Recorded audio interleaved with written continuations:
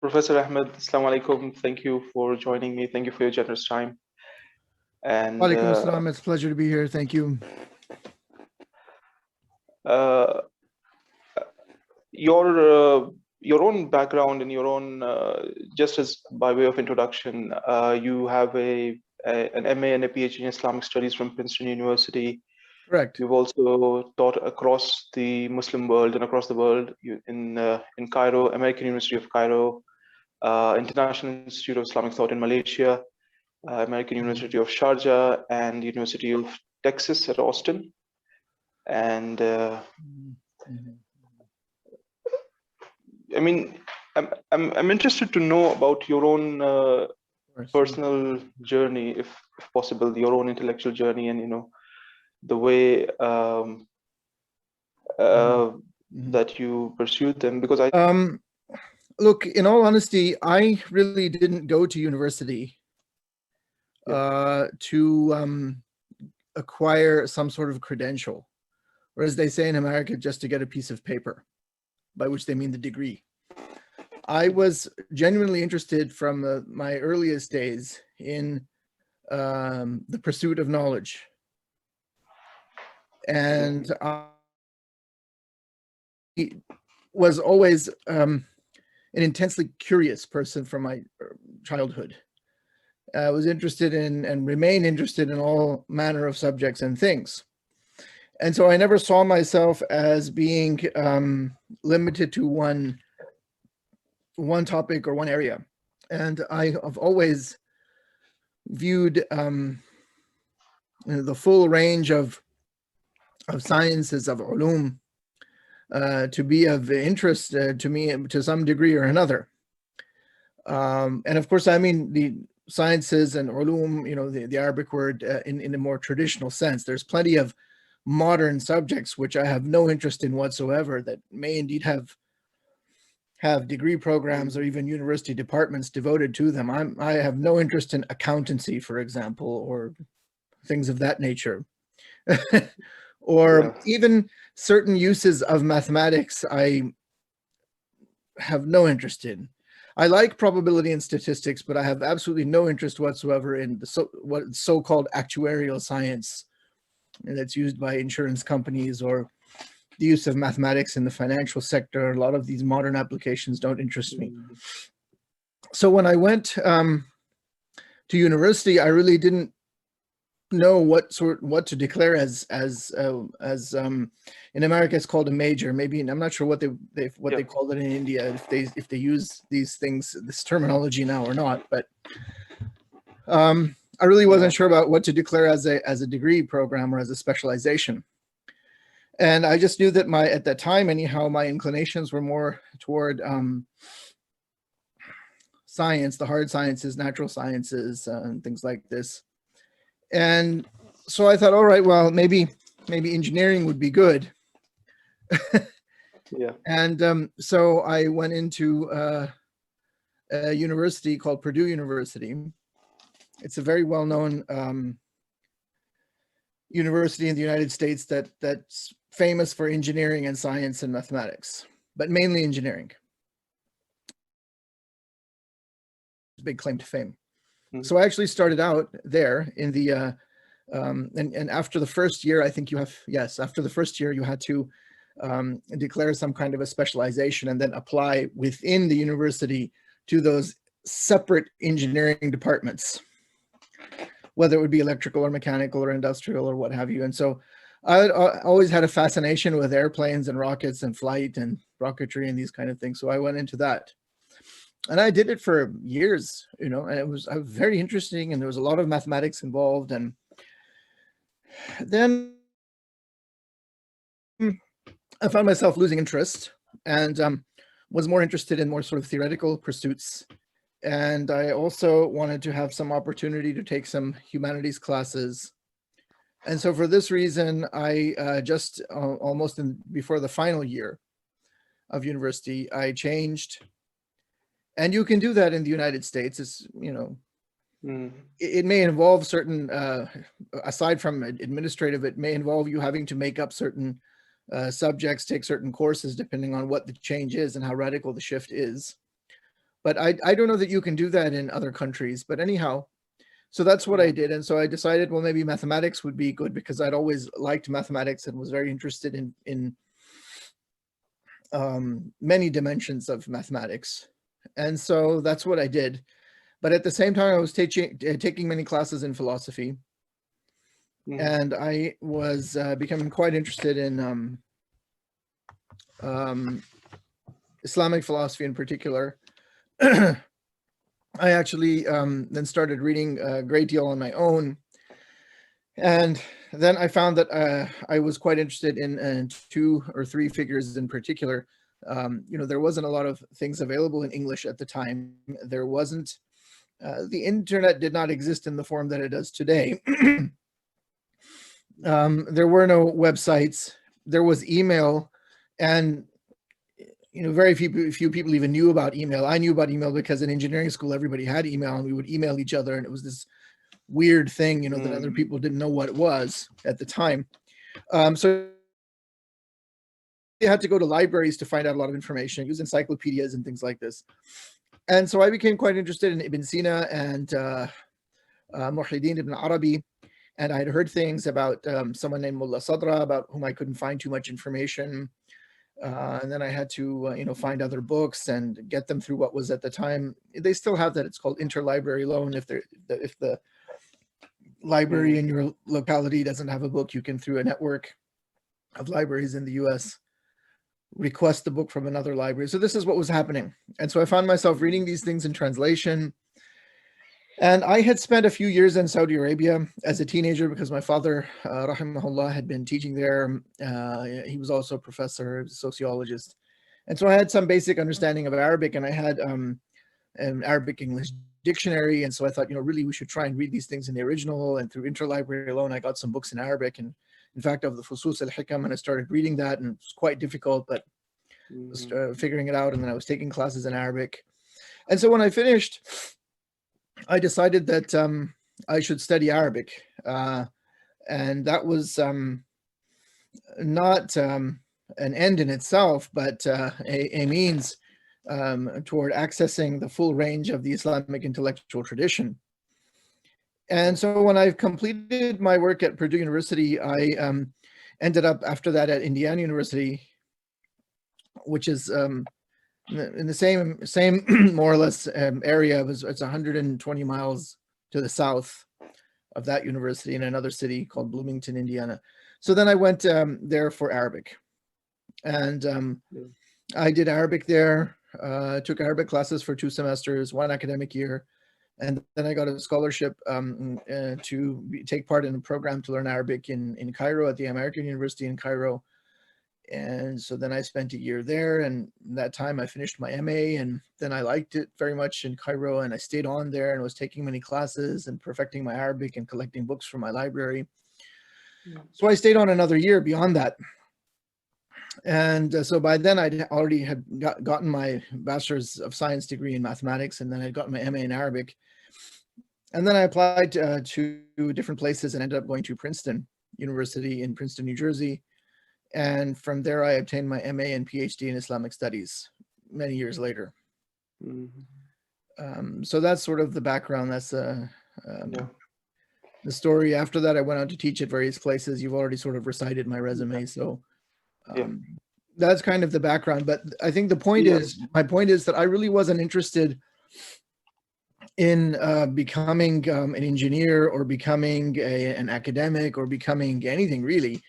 It's beyond just actually studying whatever I was interested in. And I have maintained that. And in that regard, I'm quite different from most of my colleagues in Islamic studies who only know about their thesis topic, usually. And they're usually woefully ignorant of other subjects. And I have tried to maintain some degree of competency in whatever subjects I have studied. Now, of course, human nature being what it is, some things stay in your mind better than others. With the passage of time and the passage of years, you forget things. I mean, I don't think that I could probably solve some various kinds of simple differential equations very quickly anymore. But that was an area I didn't really keep up in. I'm still very good in linear algebra. I can still do basic calculus. My knowledge of physics is still pretty good. And then in terms of Islamic studies, yeah, I'm pretty competent in tracing hadiths, reading historical works, doing whatever needs to be done. Along the way, I also picked up Persian, reading knowledge of Persian. And along the way, I also picked up basic sort of reading knowledge of Turkish, Ottoman Turkish. And I already know Urdu. So, I mean, I was just interested in learning more and more things. And I've never really stopped. And so there's always some sort of topic which I'm exploring, or some sort of topic which I'm revisiting all the time. It never stops. Yes. No, I really appreciate this. Thank you for that. This actually, I mean, the reason for this question was also that your own journey and your own kind of vast show that I mean, what you're interested in is really not one the commonplace kind of specialization in a very niche area. What you're interested in is in a broad unified view of knowledge. Yes. Excuse me. Yeah. Indeed. So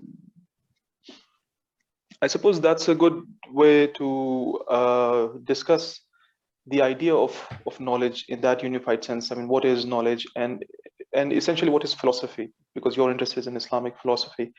One of the questions that I had sent you was about how do we define Islamic philosophy, or what is Islamic about Islamic philosophy, or how does Islamic philosophy differ from modern Western philosophy, essentially? Yeah, well, these are very very big topics. I mean, and there's many different definitions of philosophy that have been given. Yeah. And that itself is a philosophically contested topic, I suppose. Yes, I suppose it would be a philosophically contested topic. I mean, but there are many definitions of philosophy even in Islamic context. So, like, if you take, this is, for example, the first volume of Mullah Sadra's the four, journeys, Kitab al-Asfar al-Arba'a. And this is in the edition of Hassan Zada Amuli. They give, there's a whole sort of discussion about what philosophy is and what it means. But I mean, I don't really want to read anything there and translate that. But and I've given various lectures and stuff which are online where I go into all of these things. But I think that the major difference is that philosophy in Islam and also in the ancient world, I notice on this list of questions you sent me, the name of this French gentleman, Pierre Hadot. Yeah. Yes. To be very honest, I've not really read Pierre Hadot beyond his little book on Plotinus. And I know he wrote something about you tell me, what is the name of the book? I don't even know the name of the book. So the title of the book itself and the philosophy as a way of life or something. Yeah, philosophy as a way of life. Spiritual exercises from Plato to Foucault, or from Socrates. I don't know about Foucault, but that's I remember seeing this book. Yeah. But I never really bothered reading it. I sort of picked it up off of the shelf. I remember this book was in the library at the American University in Sharjah. And I just thought, this is just obvious stuff, man. I mean, it may not be obvious for modern people, but it's only in the modern period that philosophy has become this kind of ivory tower pursuit that has absolutely no relevance to anything. And people just write these papers, which are published in these journals that nobody reads except their colleagues and people who are on their tenure committee and things like this. This is a complete waste of time as far as I'm concerned. Philosophy always in the ancient world and in the Islamic world as well had some sort of an ultimate concern. It was concerned with the most ultimate questions. What is the good? And philosophy was in the ancient Greek context, in terms of Plato, was a preparation for death. And Similarly, in the Islamic world, philosophy was a very serious business. And if you want to bring in things outside of the so-called Western tradition, Chinese philosophy, Indic philosophy, Yeah. there also you will find that philosophy has some sort of, for want of a better, soteriological end. By soteriology also, that's why I said for want of a better term, I don't really mean salvation so much as liberation. To put it in a more Indic context, Yeah. like the attainment of some sort of Yes. moksha, Yeah. some sort of a liberation or deliverance, or if we use the term that that Buddhists would probably would likely use, nirvana. And all the Americans and all the Anglos, they say nirvana, but we know as Indians this is not how it's pronounced. But anyhow, Yeah. The point is a kind of liberation and a kind of rebirth, actually. There's a book, actually, a very interesting book. Yes. I guess you were mentioning it in one of your lectures, philosophy as Philosophy as a rite of rebirth. Yeah, of course. Philosophy as a rite of rebirth from ancient Egypt to Neoplatonism by Algis Ujdavanish. I really don't know if I have pronounced the last name correctly. This is a Lithuanian name. I don't know anything about Lithuanian, but Algis is like Alkis. You find this name. It's, I think, from a Greek. Alcibiades is the famous dialogue, and the person who appeared in one of the dialogues of Plato's. That's a very famous name. So this is a very, very important and interesting book. But again, our topic is not the book. It's that philosophy is a kind of rebirth in the sense of a movement of the soul, from ignorance to knowledge. And in that sense, it is a second birth. It is to bring the dead to life. There's an image of this in Muhyiddin ibn Arabi, in fact, somewhere in the Fusus al-Hikam, that to revive a person's soul is like raising the dead. And Ayatollah Hassan Zadeh Amali, mentions that in one of his glosses and in one of his books somewhere, about how a true teaching is a kind of revival of a person who is essentially dead, in the sense that they're dead to that particular knowledge that's being imparted.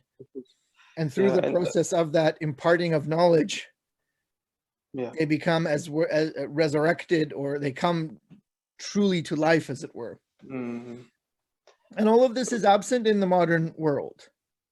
In the modern world, it's just none of these concerns, and all of that sort of changed, I think, with probably with in the history of Western civilization. Probably the turning point is Descartes. There's three figures who are particularly unique in terms of in being a complete radical shift from what was there before. And that's Descartes and Hume and Kant. But then also in the realm of natural philosophy, what is today going to be called physics. Even though, he was in many ways not like modern people, but he's been, there's a whole kind of anachronistic recasting of Isaac Newton.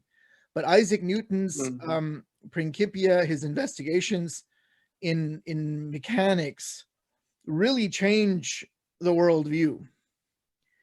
The notions of mass and force and all of these things, and you could find similar examples, I'm sure, in chemistry. The movement from so-called, let's say, alchemy to chemistry.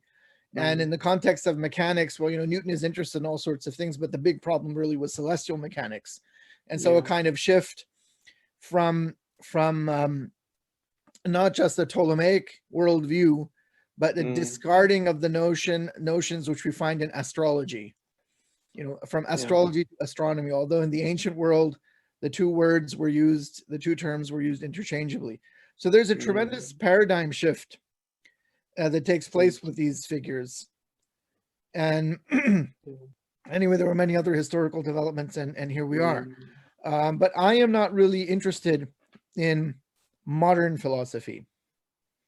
I'm interested in ancient philosophy, and that too, in as much as it has it's bearing an influence on Islamic philosophy. I think in my own intellectual journey, one of the perhaps mistakes which I made is that I didn't realize the importance of ancient philosophy early on enough, or to the degree that I would have been motivated to learn Greek.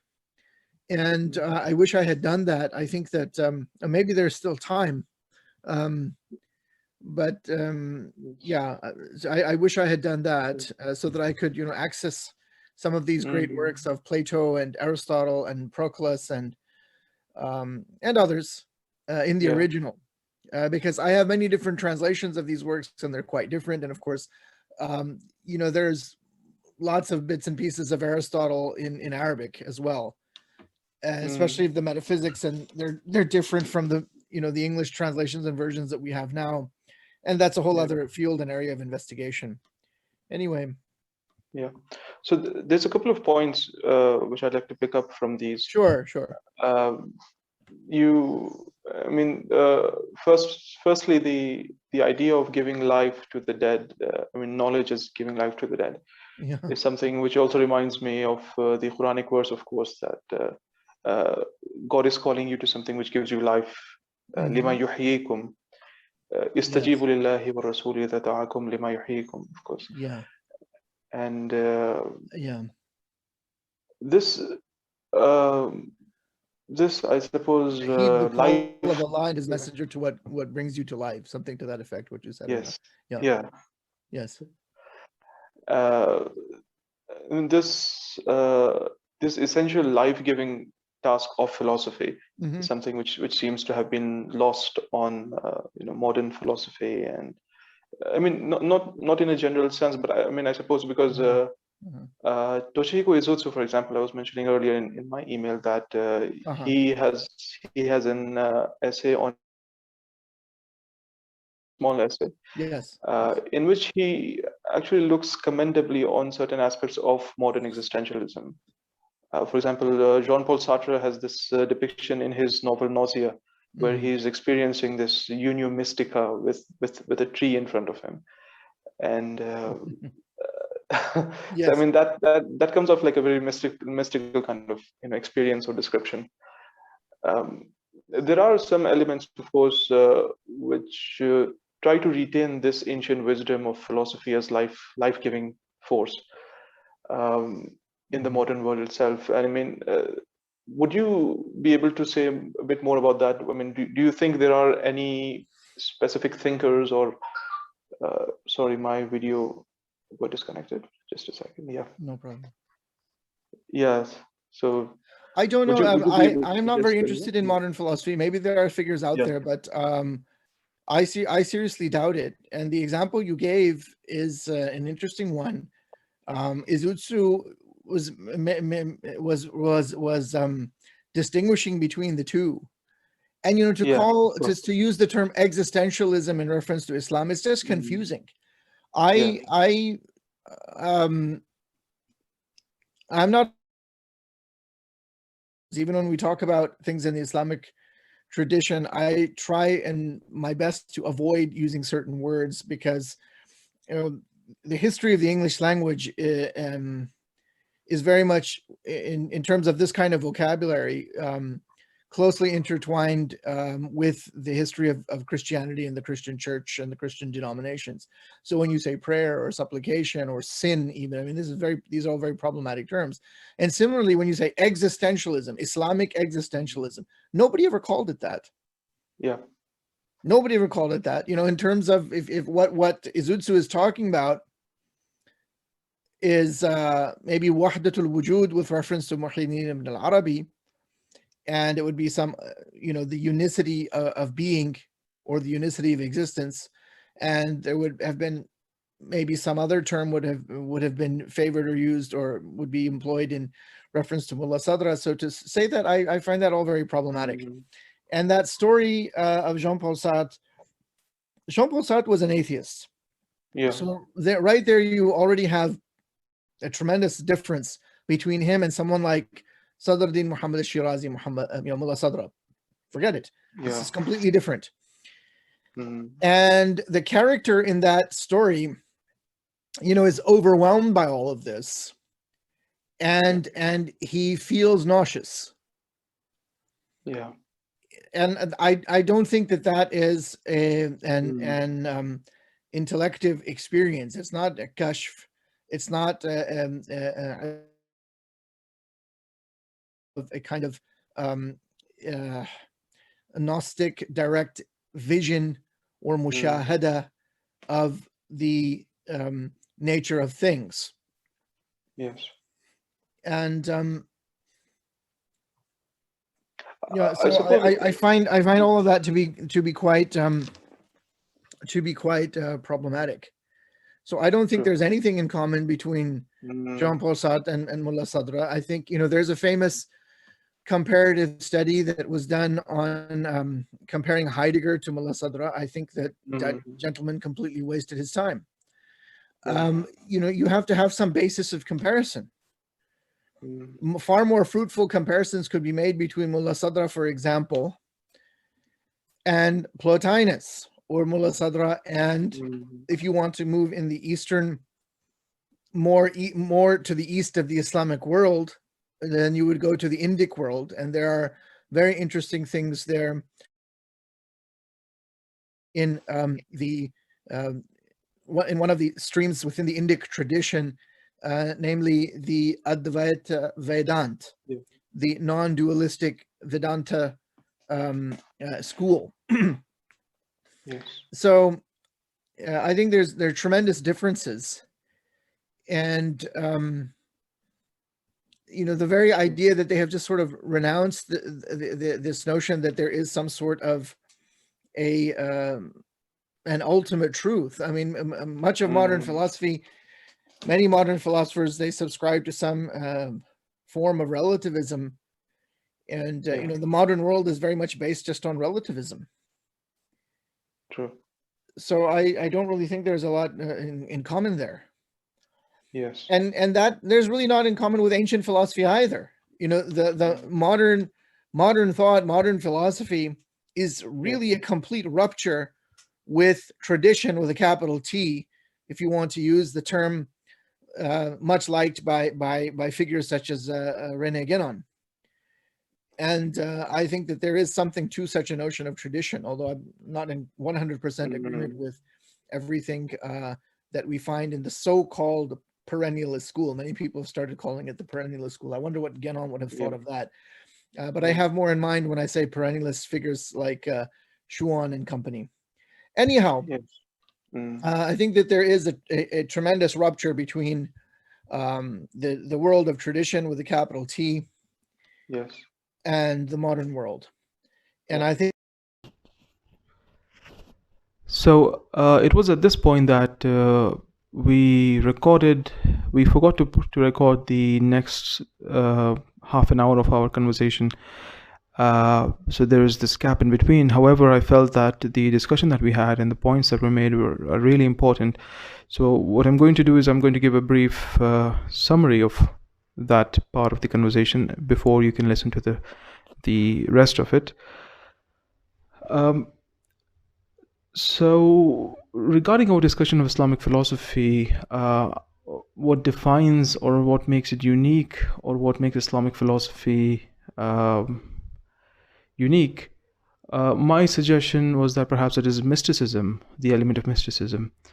Professor Ahmed corrected me at this point, saying that perhaps mysticism is not the right word, because it has all these connotations of irrationality with it.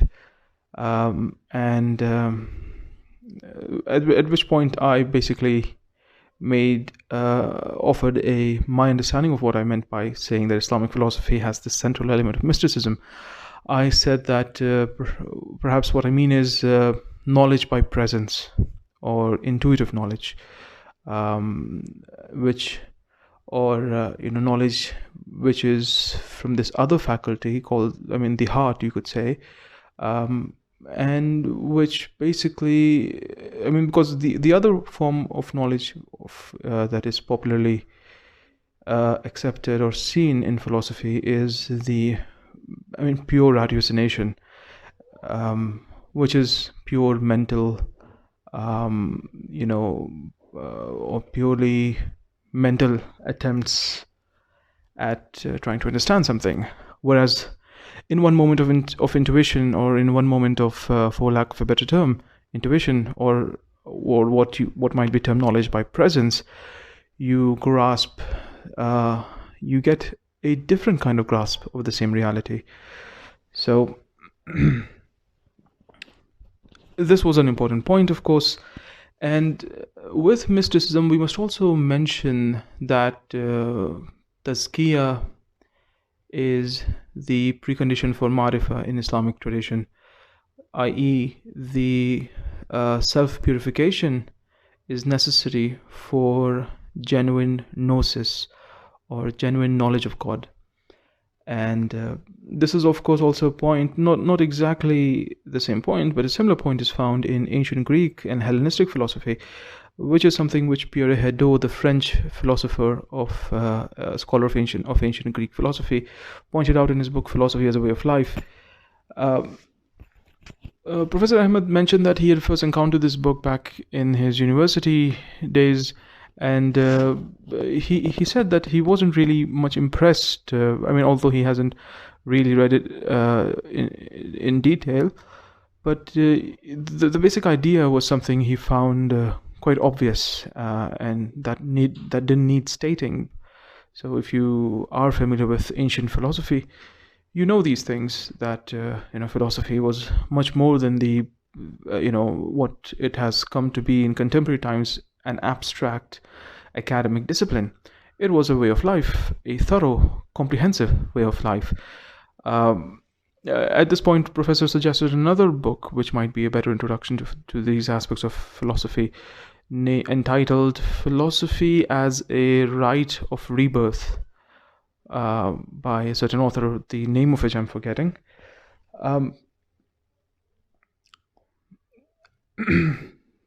These elements are certainly an important. This dimension has been common to all ancient philosophies. In India, in ancient Greeks, classical Christian, Jewish, Muslim philosophies. This has been a constant refrain or constant theme, where essentially you need to work on the self. Self-purification needs to be done. Self-cultivation needs to be done.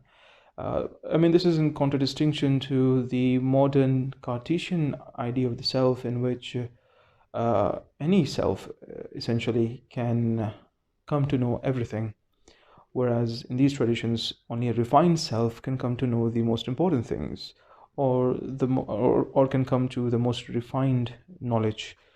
So self-refinement, refinement of the self is important. At this point, I also mentioned Michel Foucault's Technology of the Self. His lectures on ethics, and Professor Ahmed was again, at this point, he says that philosophy, that Foucault isn't really contributing anything original over here, and that this is just common knowledge for those who know ancient philosophy. And I agree with his point, and I said that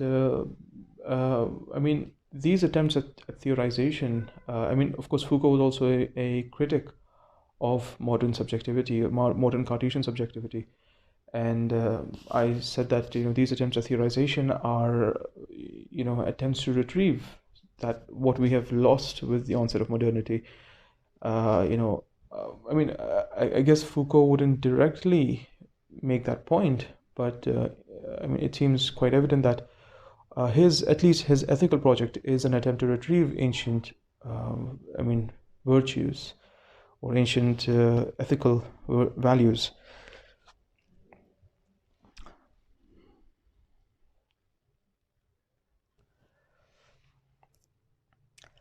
Professor Ahmad also made an important point that Islamic philosophical tradition is well and alive in the Persian or Iranian world, and a popular name which is really popular globally is that of Allama Tabatabai, although there are other names which many people don't know of, who have really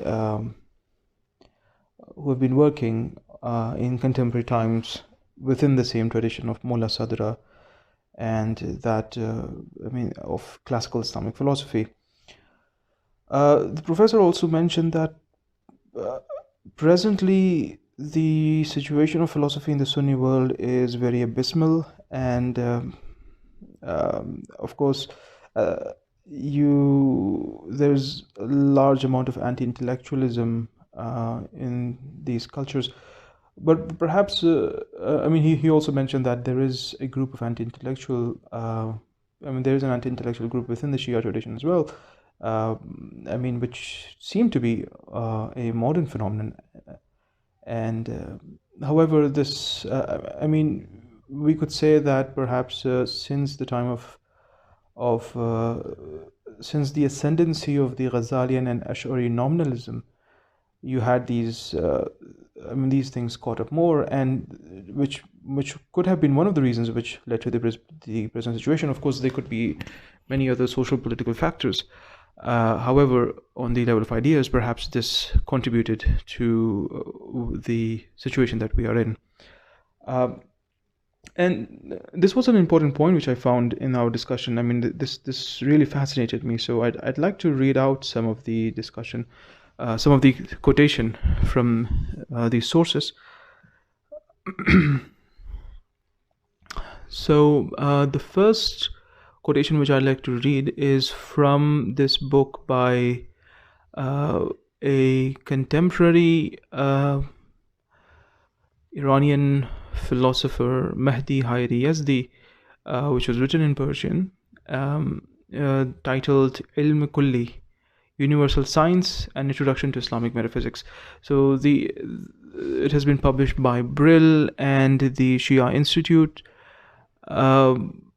translated by John Cooper. However, Sayyad Nizamuddin Ahmad, professor, has edited and introduced it. So in his introduction, he makes some important points about the role of Ghazali and Ash'ari nominalism.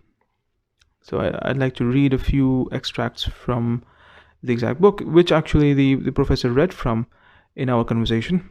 So the professor actually cited this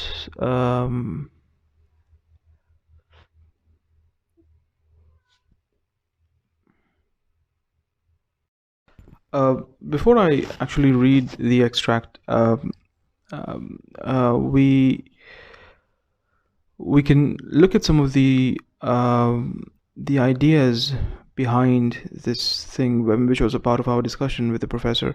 So if you look at it historically, this idea first comes up in Socrates, or in Plato's dialogue, where Euthyphro is having this dialogue with Socrates. So it's famously known as Euthyphro's dilemma, where basically the question is that, is something good because God wills it, or does God will it because it is good?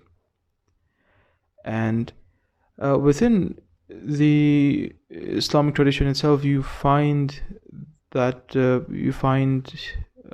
both kind of options being adopted by different people. For example, the first one, the option where the idea that goodness is something inherent in a thing. For example, murder is inherently wrong, not just because God says it arbitrarily so.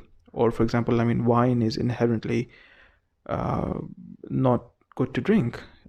Is an inherently bad thing, not because not just, or at least not just because God says it. So for example, if God would have said tomorrow, or in Revelation, what if God would have said the same prohibition came about lemon juice, that doesn't necessarily God could just just as well have forbidden lemon juice for us, or could just as well have,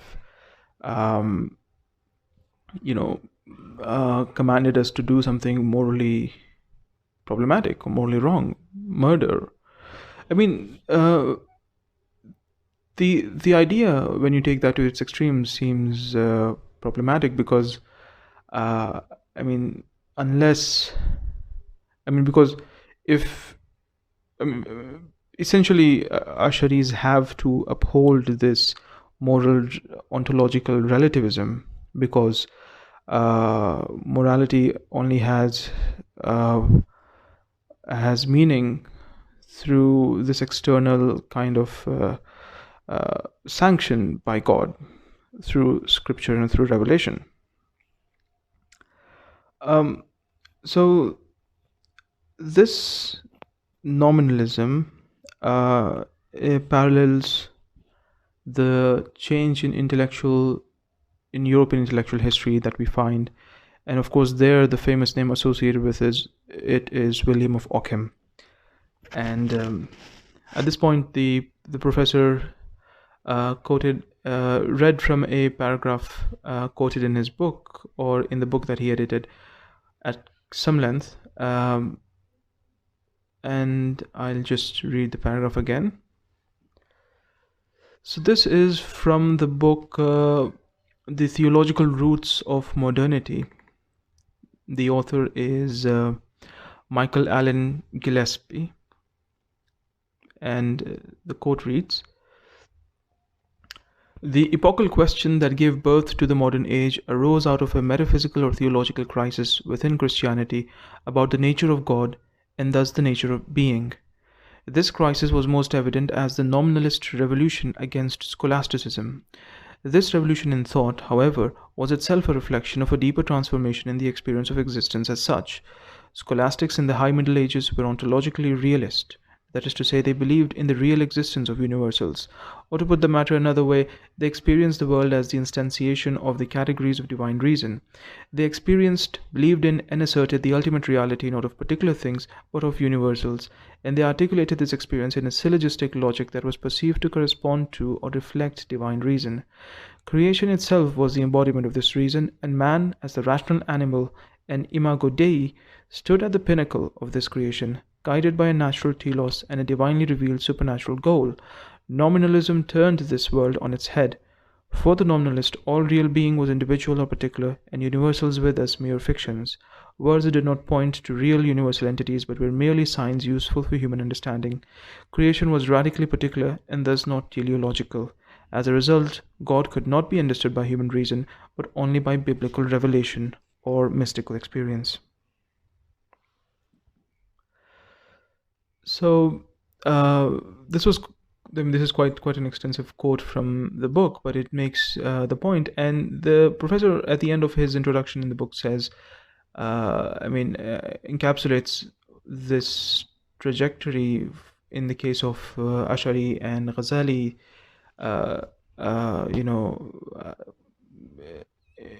impact. And he says, and I'm quoting him, that as a result of these ideas of Ghazali and Ash'ari, you find that what results is a Sunni theology that belittles the use of human intellect. It places an extreme emphasis on the utter transcendence of the Creator, absolutizes the divine will at the expense of the other divine attributes, denies secondary causality, which Ghazali did so, and effectively renders epistemology impossible, denies an objective basis for ethics and morality, and repudiates free will. End quote. So this was a really interesting discussion, and for me it was a really beautiful point that was being made. The professor also mentioned that unfortunately, Ghazali, for example, is also a figure in the Sunni world who is held with great reverence by almost everyone. But however, very few people actually read Ghazali, or I mean, for example, they actually very rarely read his philosophical work, his Tahafut al-Falasifa, which is quite a complex book, the professor says. And the professor also mentioned that, in fact, in many cases, it misrepresents the Avicennian position, and it was brilliantly refuted by Ibn Rushd himself. So this, I mean, the Sunni world is heir to these strands, or these intellectual strands, and much apart from that, I mean, in general, especially scholars of the subcontinent have this, really blind attitude, or really anti-intellectual attitude in general. The professor also mentioned Yasir Qadhi, who in one of his lectures apparently makes the point that the existence of God is something which cannot be proved, or it doesn't need to be proved, because the knowledge of the existence of God is already there in the fitrah. But of course, this seems, self-evidently false, because false in the sense that, it's not so obvious. I mean, if you feel that the existence of God is a natural conclusion of the fitrah, then if you feel that it is such a self-evident point, then how would you explain the existence and thriving of atheists in the modern world? It really is a very simplistic point, and this was the professor's criticism. And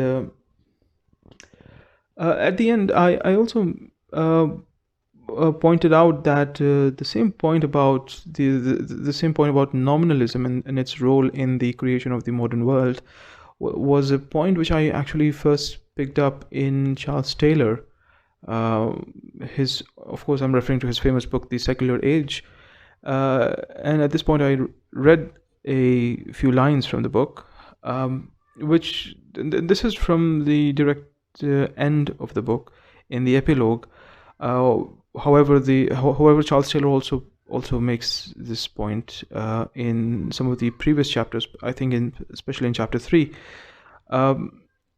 At the end, he says that the link has been made between nominalism and the rise of mechanistic science, as also the growing force of the new instrumental stance of human agency. And certainly nominalism contributed to the development of a clear distinction between nature and supernature, immanent order and transcendent reality, which, as we have seen, has been an essential intellectual background of modern secularity. So this was a radical shift, because, again, just to remind you, whereas earlier the world was seen in the perspective of, everything was a theater of divine manifestation, or everything was a sign of God. And these signs were an inherent part of the divine order of creation. Whereas now, meaning or signs had to be whereas earlier meaning was something inherent and intrinsic, now meaning had to be something externally supplied to things. So in themselves, things were devoid of meaning, things were devoid of goodness or beauty, and they were only so if God said so. And this was, of course, the problem with the nominalist view, and which paved the way to mechanistic science, as Taylor says, and to the increasing secularization of the Western world. The whole discussion about that, if we can wrap this up, that segment of our discussion with, this is also what I found problematic in, as you, in Yasir Qadhi's statement about the fitrah, and that's really, philosophically very problematic, of course.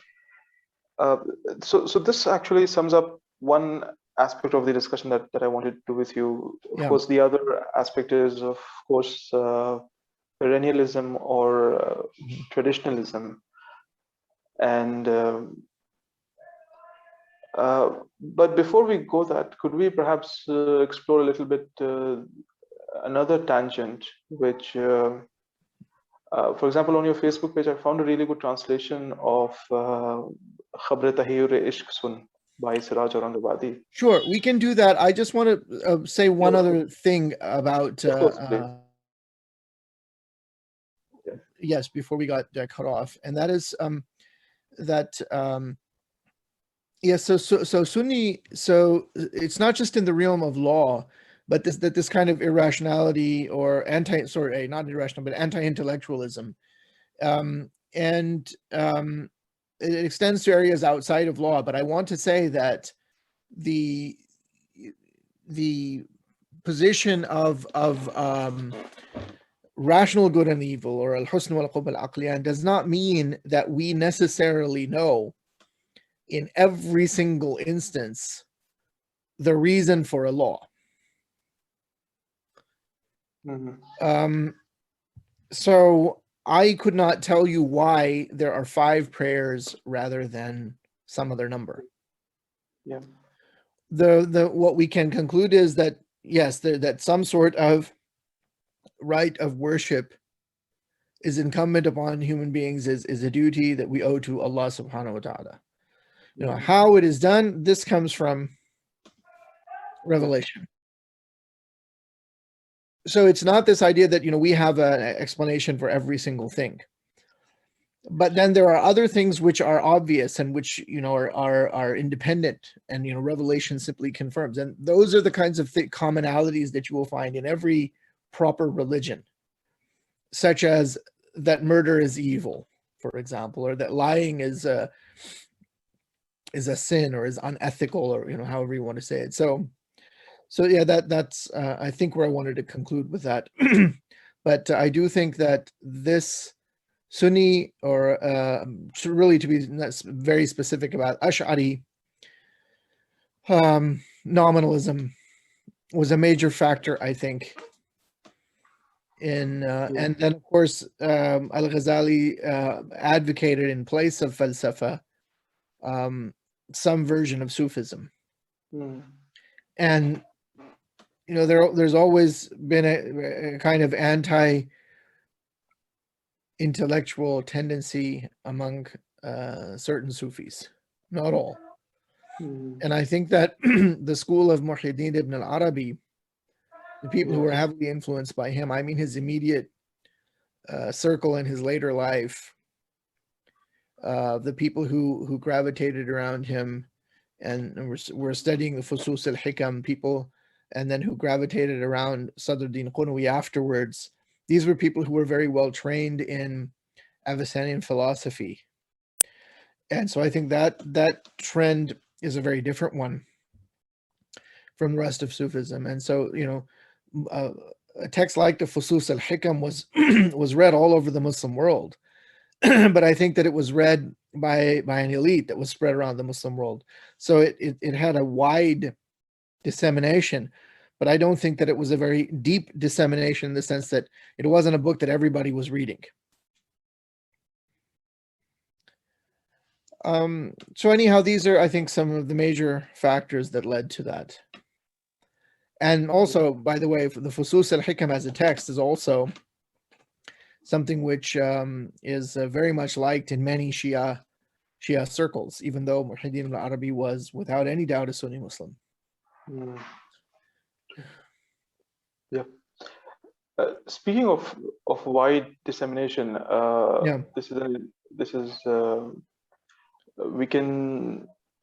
the phenomenon of Sufi poetry and qawwali, yes, and I mean, so these media tend to preserve or transmit on a folk level or on a popular level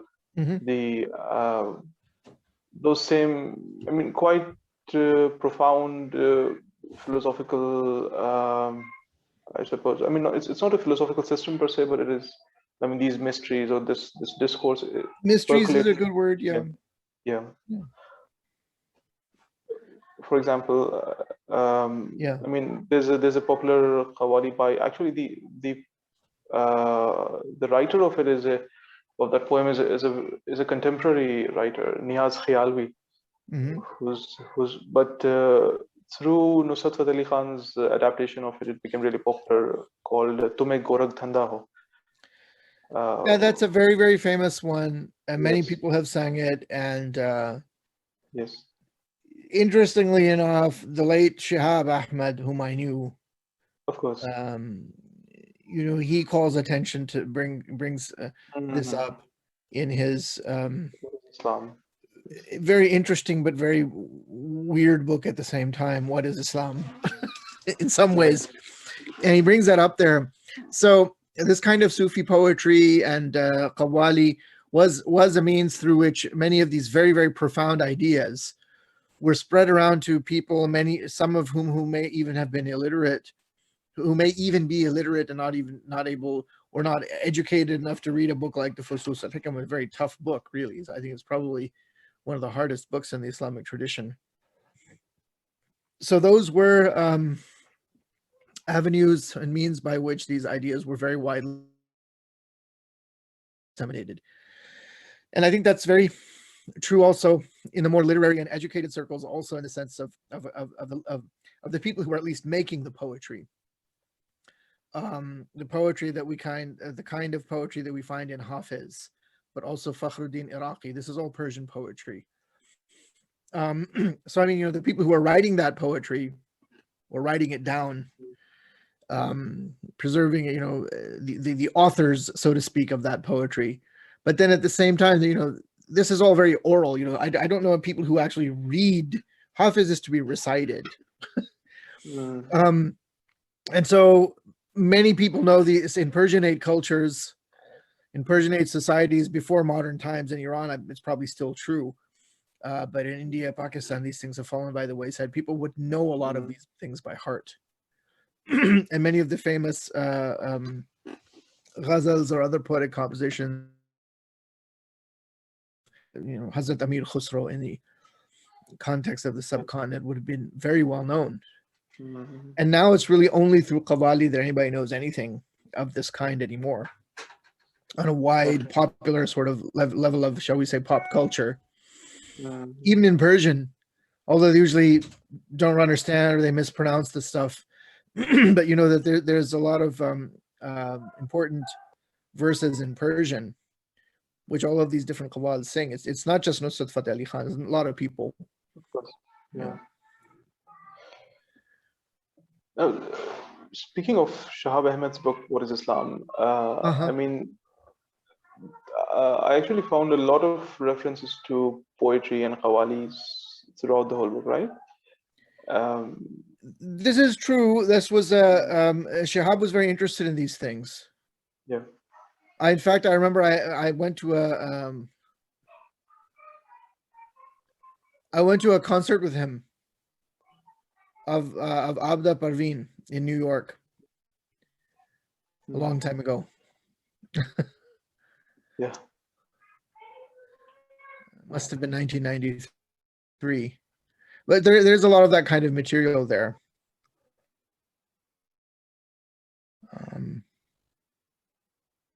Yes. And I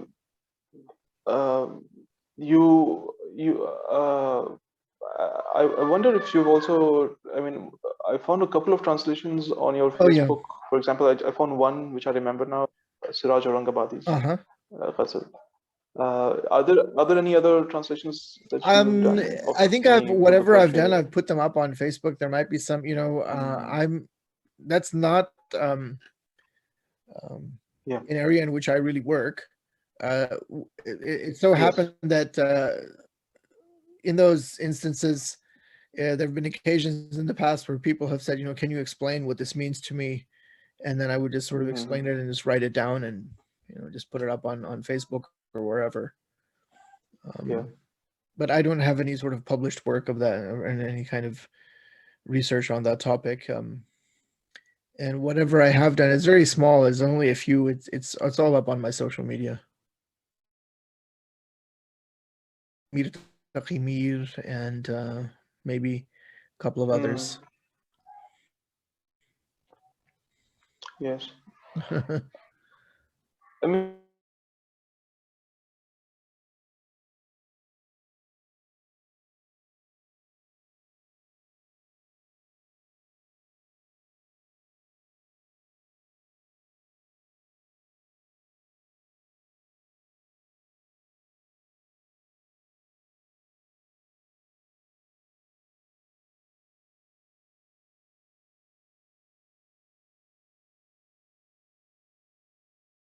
Working now.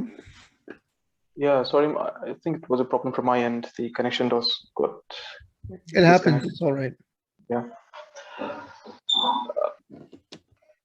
Yes. So You were I saying? suppose, yeah, just to just one last thought on this topic. I remember Shahab Ahmed also talks about Tumhe Gorakh Dhanda Ho in the context of talking about the Sufi idea, this of hayrat in the face of the divine, this perplexity or this bewilderment. And I actually have, I mean, on Tahsil, we have a very short introduction to some of these things. For example, I did one on Tumhe Gorakh Dhanda Ho. And I was wondering if I can also, by your permission, use your poetry as well, translation of I Khabre don't have Tahir. any objection. You can put it up, sure. Yeah, thank you. Yeah.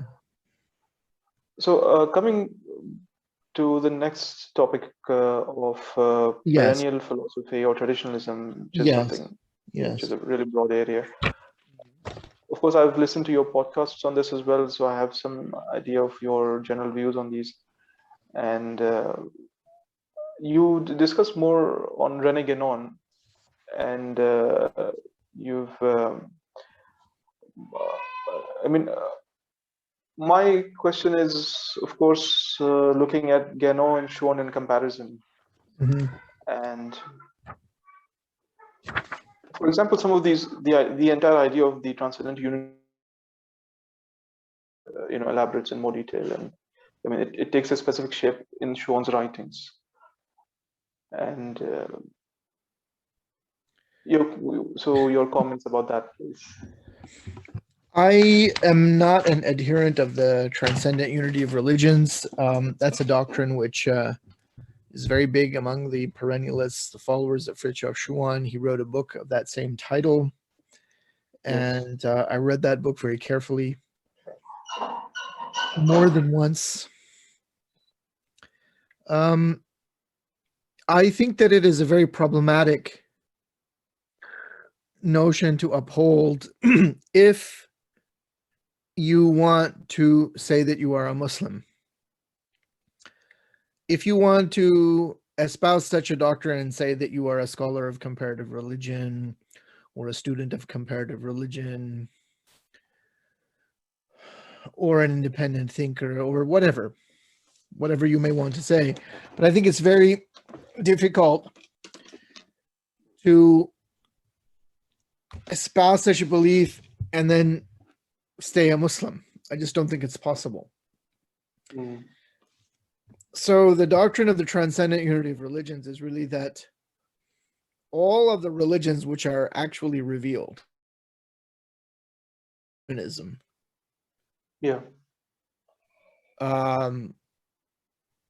and so Schuon, the perennialist, would not recognize Mormonism as a religion. It's not a traditional teaching. It's with a capital T.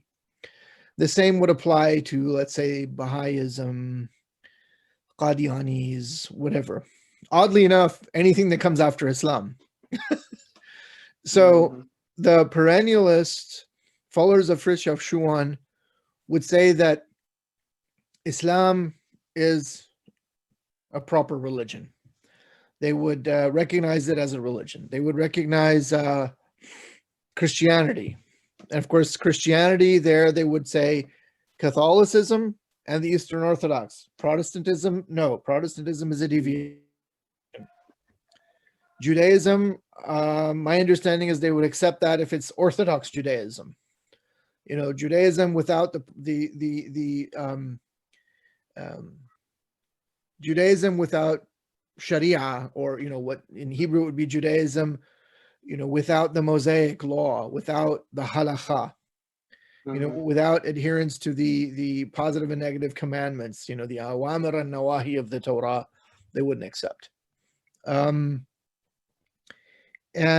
you know, Yeah, the Schuon also. Hinduism they would accept, although I don't like the term Hinduism. I think Yeah. that is a very problematic term. And it's interesting because Schuon also uses the term Sanatan Dharam, which is very interesting. But of course, by that, he means the primordial tradition. Of course.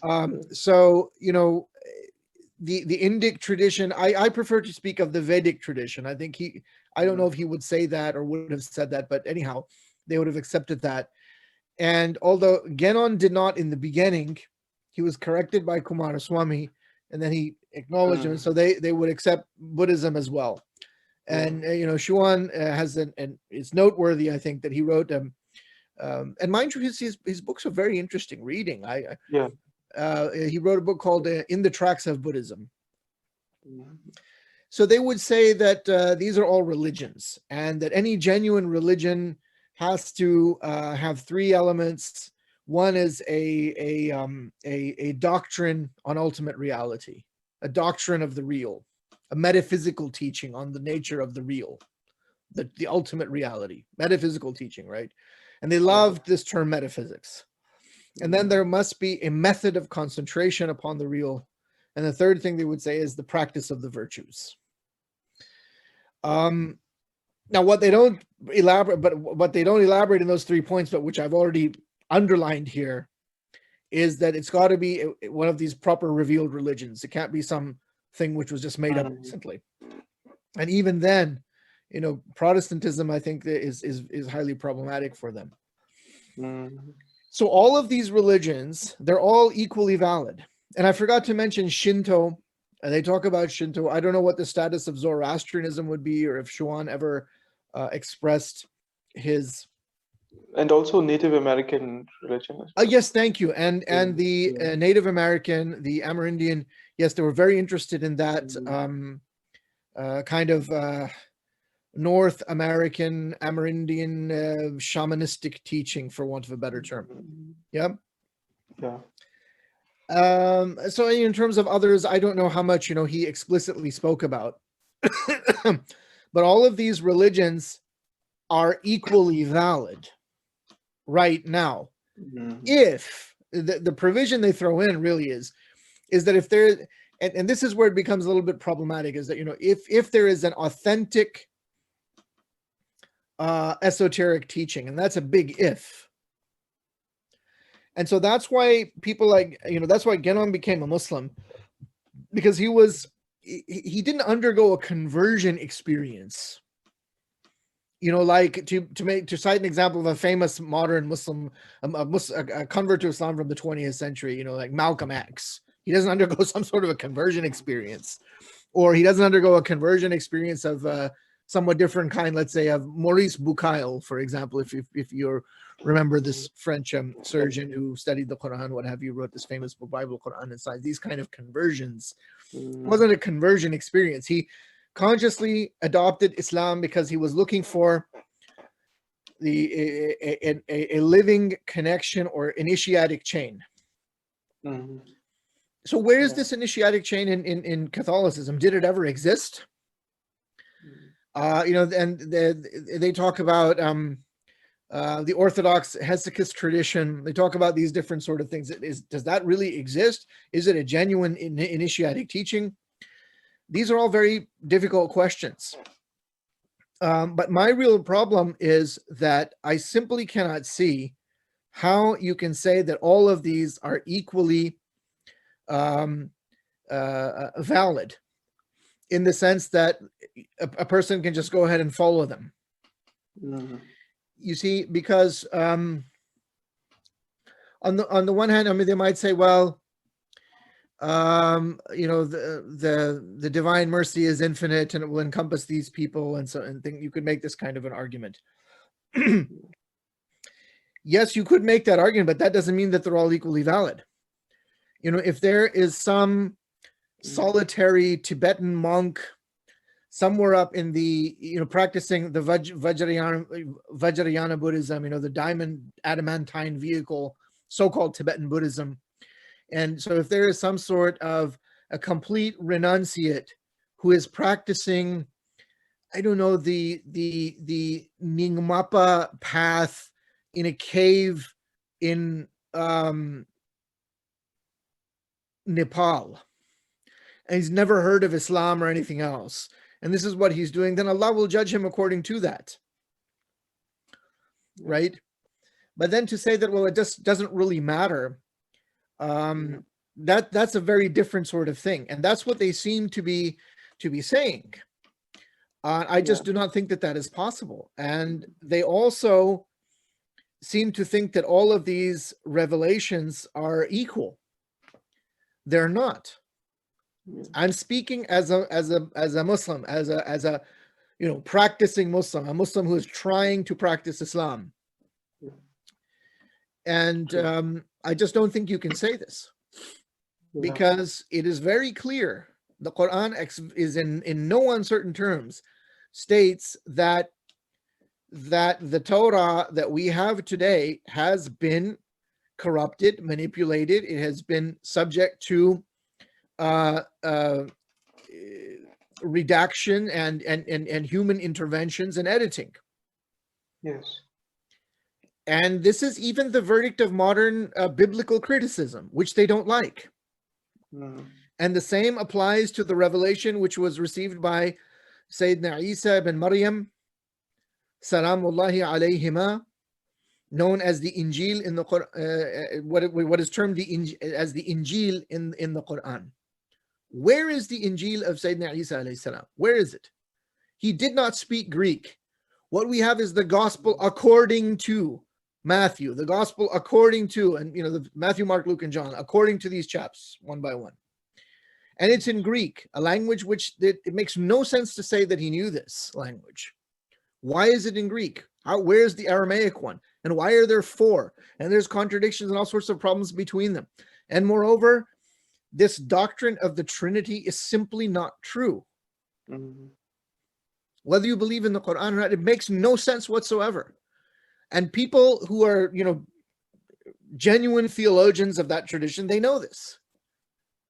Thomas Aquinas, in the Summa contra Gentiles, as well as in the Summa Theologica, you know, he goes at great length. He has 5 famous proofs. They called the 5 waves to prove the existence of God. Then he proves that God is utterly simple. That he is absolutely, in Arabic we would say basit. And a lot of Protestant Christians don't like this. They espouse a different view called theological, I think it's called personalism, because they say God is a person, a personality. In any case, he proves that God is utterly simple, meaning that if Allah is completely basit, then he is unique. And then he's candid enough and honest enough to admit that when it comes to the Trinity, there is no proof. They accept it on the basis of scripture. So then you have to ask yourself the question, how authentic is this scripture? It's a completely irrational doctrine. And Schuon constantly has references to the Trinity across his writings.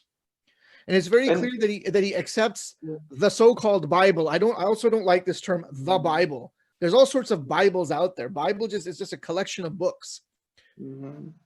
What the Protestant churches call the Bible is not the same as what the Catholics call it. It's not the same what the Jews call it. It's not the same as what the Orthodox. And there you've got your Eastern Orthodox. You have your different Orthodox denominations as well. There are additional books in the Ethiopian Orthodox Church, for example, which are not there in the other biblical canons. So he accepts the Bible. I mean, how can you say any of this and maintain that you are a Muslim? Well, of course, you know, are they really Muslim? Was Schuon really a Muslim? I don't know. Fortunately, I don't have to decide that. He's dead. This is Allah's problem now. It's not my problem. But from a you know, in terms of his posthumous fate, that's up to God. But in discussing his writings and his life, it's very problematic for me whether he actually ever became a Muslim in any sense that I can understand. in any sense that not only that Sayyid Nizamuddin Ahmad can understand, but any Muslim who, like him, is trying to be a practicing Muslim can understand. The Quran is very clear. Inna dina indallahi al-Islam. And you can play your games and translate it as, oh, well, and the religion with Allah or the way with Allah is submission. You can do that. But there's plenty of other statements against the Trinity. They completely deny and repudiate the Trinity. There are many, many, many passages, and Muslims know these things. And the Christian account of the crucifixion is absolutely repudiated by the Quran. وَمَا قَتَلُوهُ وَمَا صَلَبُوهُ وَلَكِنْ شُبِّهَ لَهُمْ لَا تَقُولُوا ثَلَاثَ. There's so many statements. So I find all of that extremely problematic. And, Schuon also claimed to have had more than once in his life visions of the mother of Jesus, alayhi salam, Maryam. This is very weird stuff. In the sense that, fine, you can have visions, people have visions. But the nature of those visions, I think, is extremely problematic and scandalous. Because, and this is the Schuonians, they say all of these things, and he used to paint paintings known as icons of Sayyidah Maryam alayhi salam. But he claims that when she allegedly revealed, when these visions, she appeared to him in a state of complete nakedness. And in his artistic depictions, he has painted nudes. I just find all of this to be utterly unacceptable. If you want to say that you are an artist or you are a visionary, this is all fine and dandy. But don't call yourself a Sufi master, or say that you are Isa Nuruddin and that you have a tariqah called a tariqatul Maryamiyya. This is just all nonsense. And this is also further problematic from the Islamic point of view, because even in Islamic esotericism, the haqiqa Muhammadiyya, sallallahu alayhi wa sallam, the Nur Muhammadi, sallallahu alayhi wa sallam, the Muhammadan reality, sallallahu alayhi wa sallam, the Muhammadan light, sallallahu alayhi wa sallam, has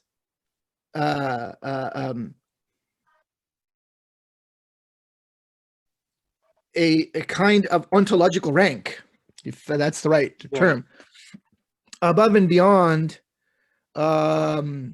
anything else. In as much as the light of the Prophet Muhammad sallallahu alaihi wasallam is the first thing to be created. And so the Prophet Muhammad sallallahu alaihi wasallam is a prophet when Adam is between water and clay. And it's only at the end of this particular cycle of time that he comes with the final summing up of the primordial tradition, which is Islam. So that is missing from the teaching of Mr. Schuon. And forgive me. Yeah, Forgive me I think I have far more respect for Guenon, because Guenon, although he never really wrote a whole work on this, and it seems he had such tendencies, but he became a Muslim. He settled in the Muslim world. He never went back. He became an Egyptian citizen. He married an Egyptian woman. He had Muslim children. He joined a Sufi tariq. His tomb. And I actually met his son, although his son didn't know his father. His son was born, unfortunately, after Abdul Wahid Yahya's death. That's Guénon's Muslim name was Abdul Wahid Yahya. But Schuon, he makes this Sufi tariqa, supposedly. He's got this following, these people around him. It's very, very weird. And these kind of doctrines. And then you've got this whole business of they just keep churning this stuff out. You have, well, to be fair, I think that the study Quran actually does a very good job of presenting a vast range of kind of translated representation of the tafsir literature, a kind of distillation of that. But within that, this ideas of Schuonian sort of acceptance of the Trinity and so forth is very much there on the part, especially of one of the translators. I think Joseph Lombard. Joseph Lombard. Yeah. Is that him? Yeah. It was Joseph Lombard, Maria Dikaki, and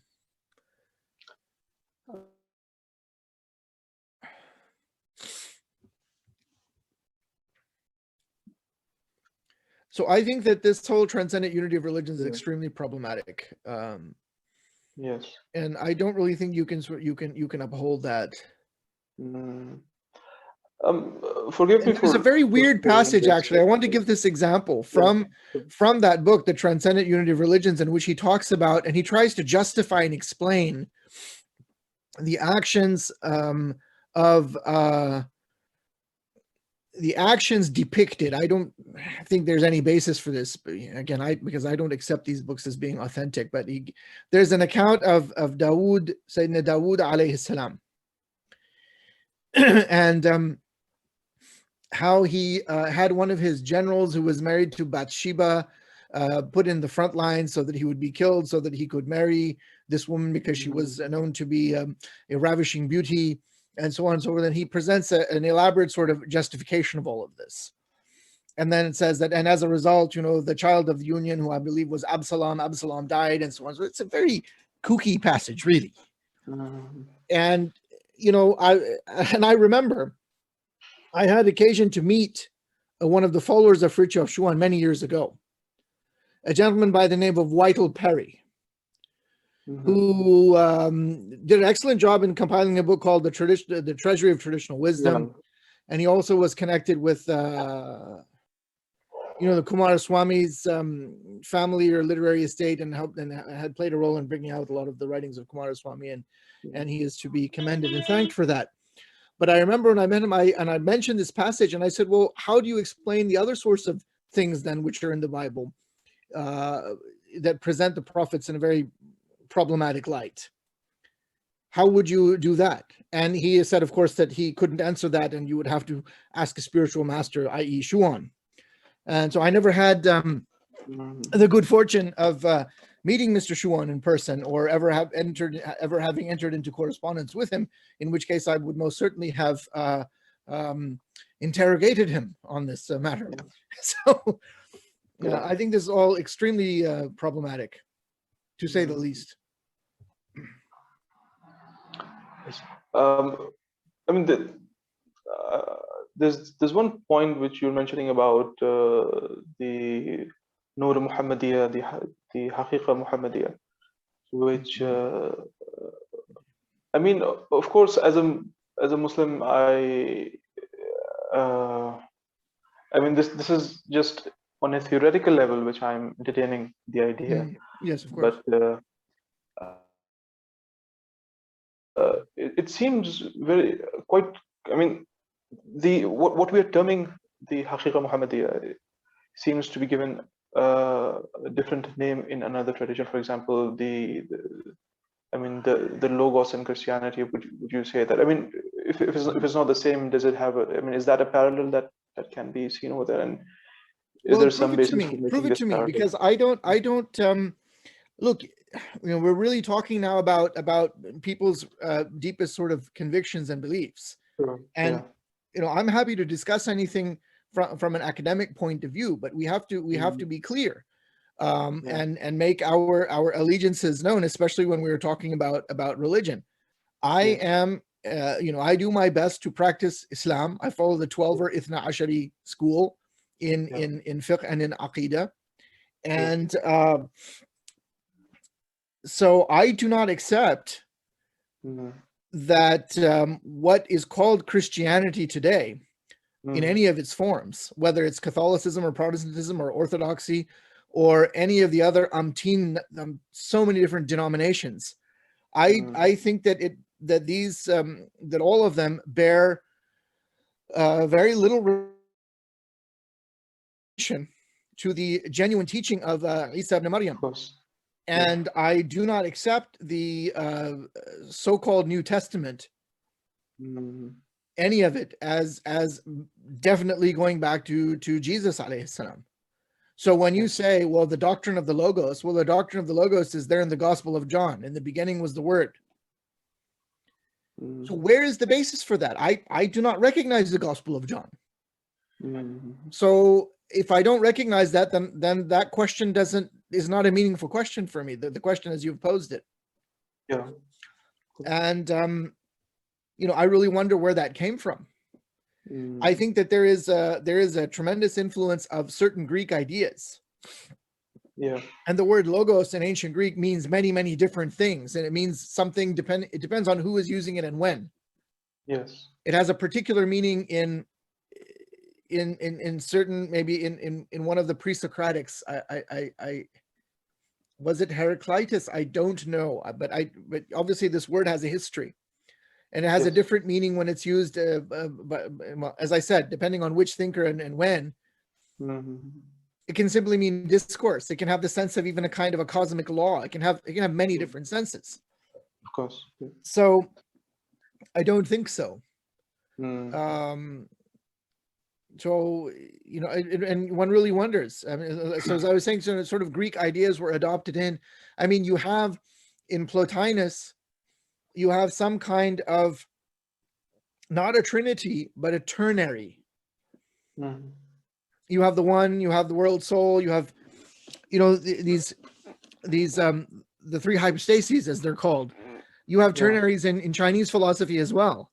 That doesn't mean that there is some sort of a trinity, but I wonder if they maybe adopted some of this terminology. And then, when we say they, who is the they? Very difficult to say, but I think that Christianity in its various forms today, the real architect of that, I think, was Paul. And I think that those things, those kind of doctrines, the doctrine of original sin, the doctrine of Trinity, I think these things sort of become solidified much later at the Council of Nicaea in 325, and then in the subsequent council in 381. And that's where you really get Christianity. And then, of course, there's other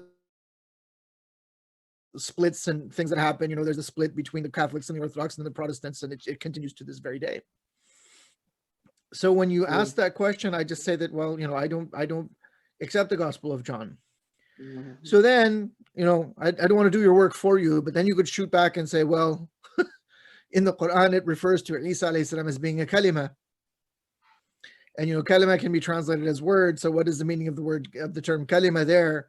And of course, that thought. So if you come back and say that Isa alayhi salam is a kalima, it's described by the term kalima in the Quran, when it's used there, and when the term kalima is used in other contexts by someone like Ibn al-Arabi in the Fusus al-Hikam, it has the sense of a divine command or the sense of a divine name. In as much as in the view of Ibn al-Arabi, everything is a reflection or a manifestation of a divine name, right? But you're originally, when you posed the question, I think what you were trying to say as well, maybe it's a question of names and nominal designations, and the Christians are calling it the Logos, and we're calling it something else, and in the end it's something like, well, the names are many but the reality is one, etc., which the Schuoni and Perennials love to say. So again, I would say no, I don't think it's like that. I don't think that it's if I can clarify, sure. I suppose the commonality seems to be at the level of metaphysical structure, would you say, rather than on the level of Sharia or law or those things? I mean, that's what they would say. I don't think so. I don't think so. If you espouse a Trinitarian doctrine, you cannot have the same metaphysics as a Muslim. Yes. It's impossible, because the Christian creed, which will be accepted by the Catholics, the Protestants, and the Orthodox, is that the three persons of the Trinity are co-equal and co-eternal. And this is a logical contradiction. And the difference is between the Orthodox, who say that they have this thing called a filioque, And I think one of them says that the son proceeds from the father, whatever that means. And they've been arguing about it for centuries. So no, I don't think it's the same metaphysical structure at all. And then, of course, the Protestants, these evangelical Christians today, people like, even people who are otherwise intellectually impressive in other respects, people like William Lane Craig, he doesn't believe in divine simplicity. Of course, he's a Protestant. And then you have another important, Catholic figure who's written interesting things, although he really hates Islam. That would be Edward Fazer, and is a neocon or a conservative, and supports probably I wouldn't be surprised if he voted for Trump, although I don't know that for a fact. But this is what he is. He's a conservative. So Fazer upholds divine simplicity. Yeah. So these guys also don't even agree among themselves, whereas you will certainly have debates at a very early period in Islamic history between figures such as the Mu'tazila and the Ash'aris and so forth on exactly what the relationship of the divine names is to the essence, or the attributes and the essence of that was sifat. But nobody disagrees on on Tawheed. Yeah. And so that's why I would say what I say, that I don't think they're metaphysical, equivalent metaphysical structures. I think how you phrased it. No, I don't think so. Yes. I think what's interesting is if you read Schuon, his interpretation of Trinity seems to come off as a very Tawheedic kind. I mean, he tries to portray it like, but I'm not sure how many Christians actually. I mean, how mainstream or how accepted that view is. It seems like a very idiosyncratic interpretation that he's taking on his part. Yeah. But then also this idea that you can just practice all of these religions, so it just doesn't make any sense. Yeah. I mean, I'm not sure why Schuon had to. I mean, because traditionalism or perennial philosophy has this reverence for following one religious path or one law, but he seems to have had a more of an eclectic approach in these terms. Yeah, on the one hand, if you talk to perennialists, and I've talked to many, they'll say that you have to follow one religion and that you can't combine this, and if you combine this is called mixing of forms. But the fact is that Schuon and his inner circle, the people who lived very close to him, especially in his last years in the United States of America, when he lived in Bloomington, Indiana, at a place on the outskirts of Bloomington called Inverness Woods, they used to have, and I'm aware of these things. I've heard people who were there have documented this. It's been written. There was all sorts of things on this. I was never, I've never physically witnessed these things. I want to be careful and say this. But nevertheless, it is not denied by people who followed Schuon that he had certain rituals, and to be fair, in which not all of them participated. It was mainly the people who lived very close to him here in North America, and they were called Indian days. There would be Indian rituals that they would do, which Schuon had invented through his encounters and experiences with the certain Amerindian tribes that live in the western part of the United States. And he had invented various rituals of this sort. So so how is that? So these Indian rituals, how is that not mixed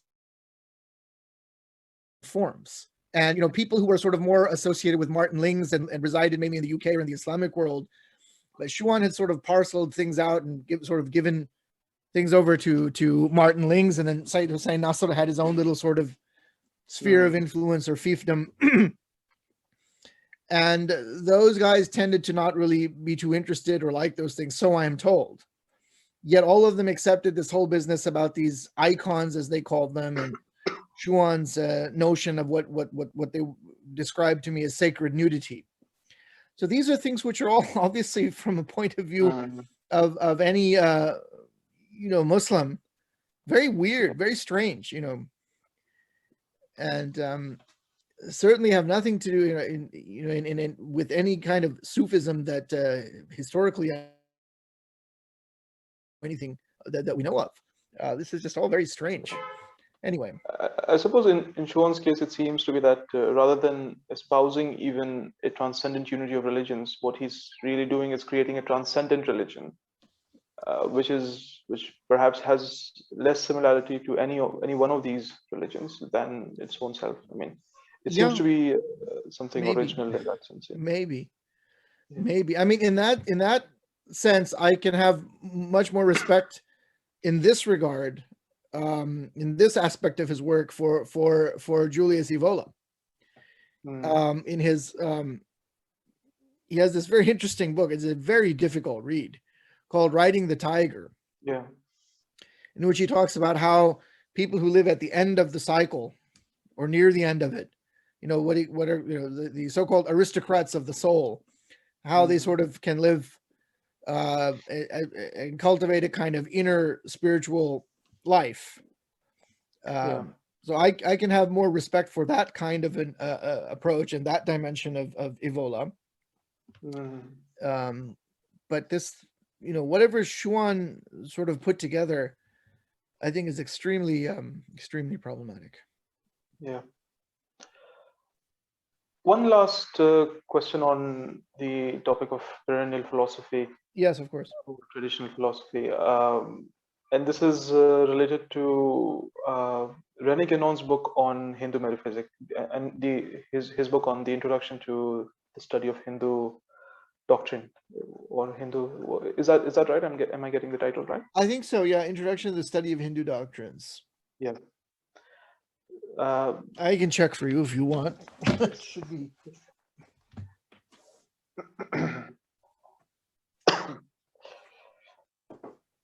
Yeah, I have more than one edition. Yes. But here's the Indian edition, for example, Introduction to the Study of Hindu Doctrine, Munshi Ram Manohar Lal Publishers. Yeah, I have the same one. Yeah. There was another edition with a different translation. I think this one is translated by, but this is the one I first read. Yeah, the one translated by Marco Pallis. Yeah. So what about it? Yeah, so I don't remember exactly where in the book because I read it some time back, but you might be able to point this out. Maybe. He mentions that, I mean, he has this idea of looking at Semitic religions as an inferior form of philosophy. I mean, as on an inferior level compared to the Aryan or the Indian. Because I mean, in his estimation, I suppose, I mean, this is my impression, and you might correct me if I'm wrong. He says that the Indian or the Vedic tradition actually represents more truly a pure metaphysic, and added mythology or added. I mean, for example, it doesn't espouse a creation story as compared to these other. I mean, it has its own creation stories, of course, but if you look at the Upanishads, and it does, yeah. So, I mean, do you find this element in Guenon that about? I think this element is there in Guenon. I think Guenon was very impressed with a certain strand of Indic thought. And in fact, to tell you the truth, I don't even like, it's not just I don't like the term Hinduism, I don't even like the term religion. Because it's very tied up with Christian categories, but anyhow, let's just use it. So in terms of Vedic religion or the Vedic tradition, he is very, very much biased in favor of Shankaracharya's formulation of Vedanta, or Vedanta as it's actually, and I think that also carried over into the thought of Schuon and into perennialism. Now, is it really, as they claim, a pure metaphysics? What do you mean by pure metaphysics? What is wrong with Aristotle? Kind of strange in Guenon, in the same book, he he has a particular take on ancient Greece as well, which I don't really think is justified. I think that there is very sublime and profound metaphysical teachings in the ancient Greek tradition. And so I think that there maybe Guenon was also mistaken, just as he was mistaken with regard to Buddhism. But there is a kind of fascination in Guenon and then among these later perennialists with that particular strand of the Indic tradition. But I don't think that it is justified. And they never offer any kind of genuine, objective sort of criterion to judge between these different traditions or metaphysical teachings, if you like. Guenon also was very much enamored of the Chinese tradition, the ancient Chinese tradition, which you have in, like, for example, he has a book, The Great Triad. That's a very interesting, very difficult read.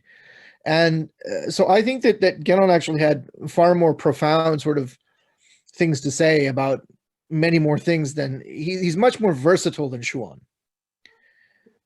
in terms of his interests and his understanding of really of a vast range of doctrines and symbols. But I don't really know why, he was much more sort of impressed when it comes down to what they would call metaphysics with Shankaracharya, and then in the case of Guenon, he was also very much fascinated by the Chinese. And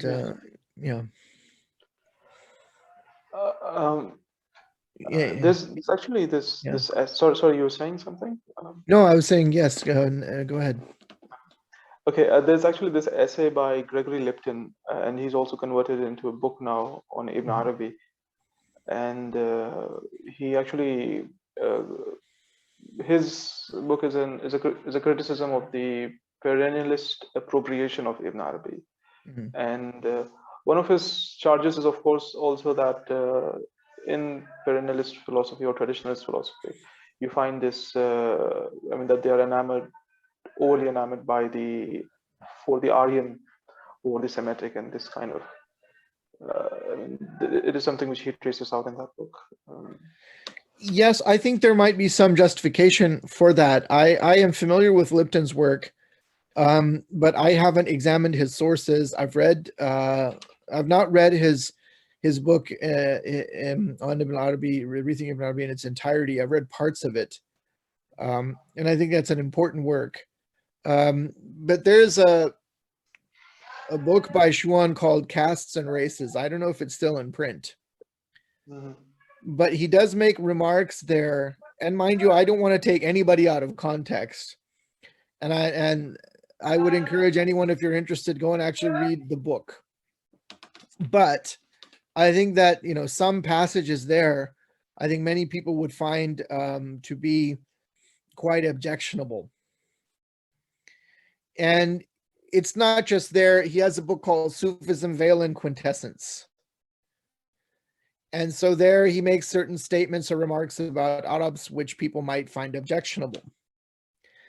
And again, I encourage anybody to go and read them. I'm not going to dig out those passages, and I certainly don't want to misquote him. And I think that a lot of times people can. There is a whole context, and you have to understand him in context. And again, I'm not trying to defend him. I'm just trying, in the interest of scholarly accuracy.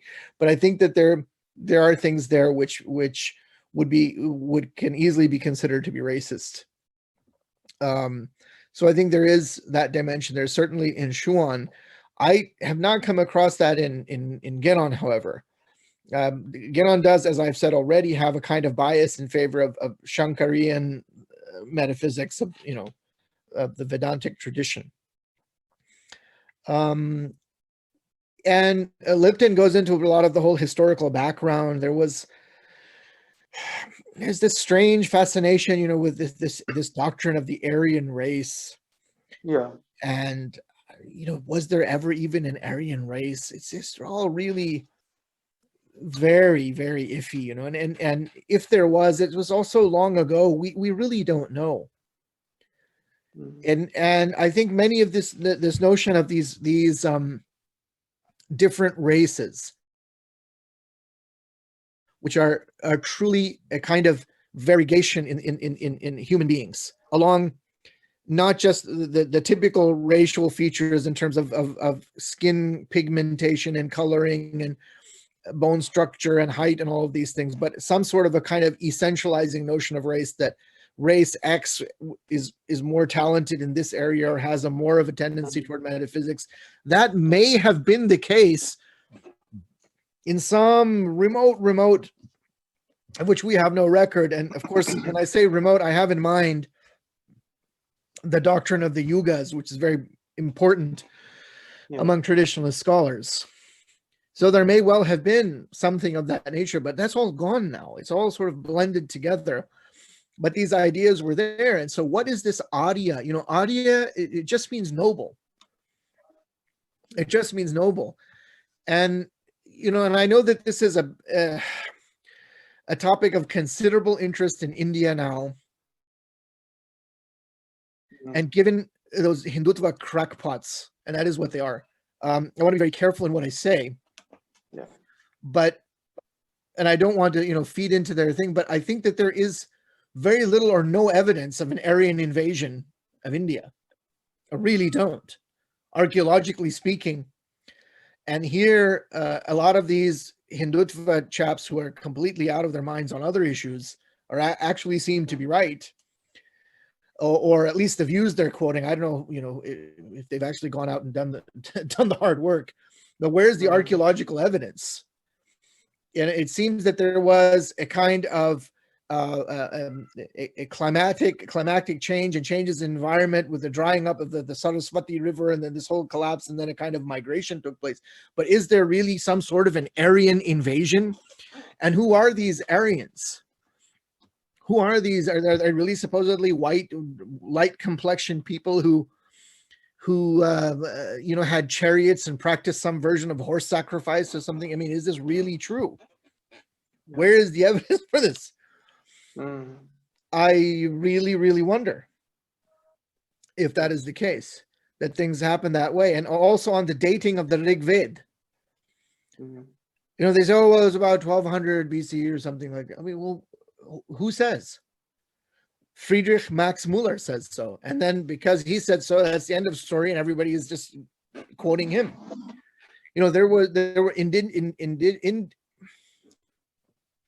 native Indian scholars, indigenous Indian scholars, like Bal Gangadhar Tilak, who, you know, talked about, it's a very weird book in terms of the title, but he talks about the Arctic home of the Vedas.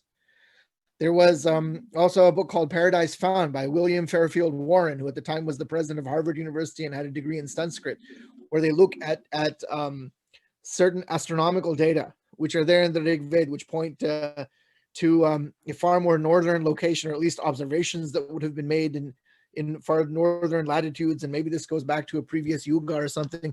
So this whole doctrine of an Aryan race is just really strange.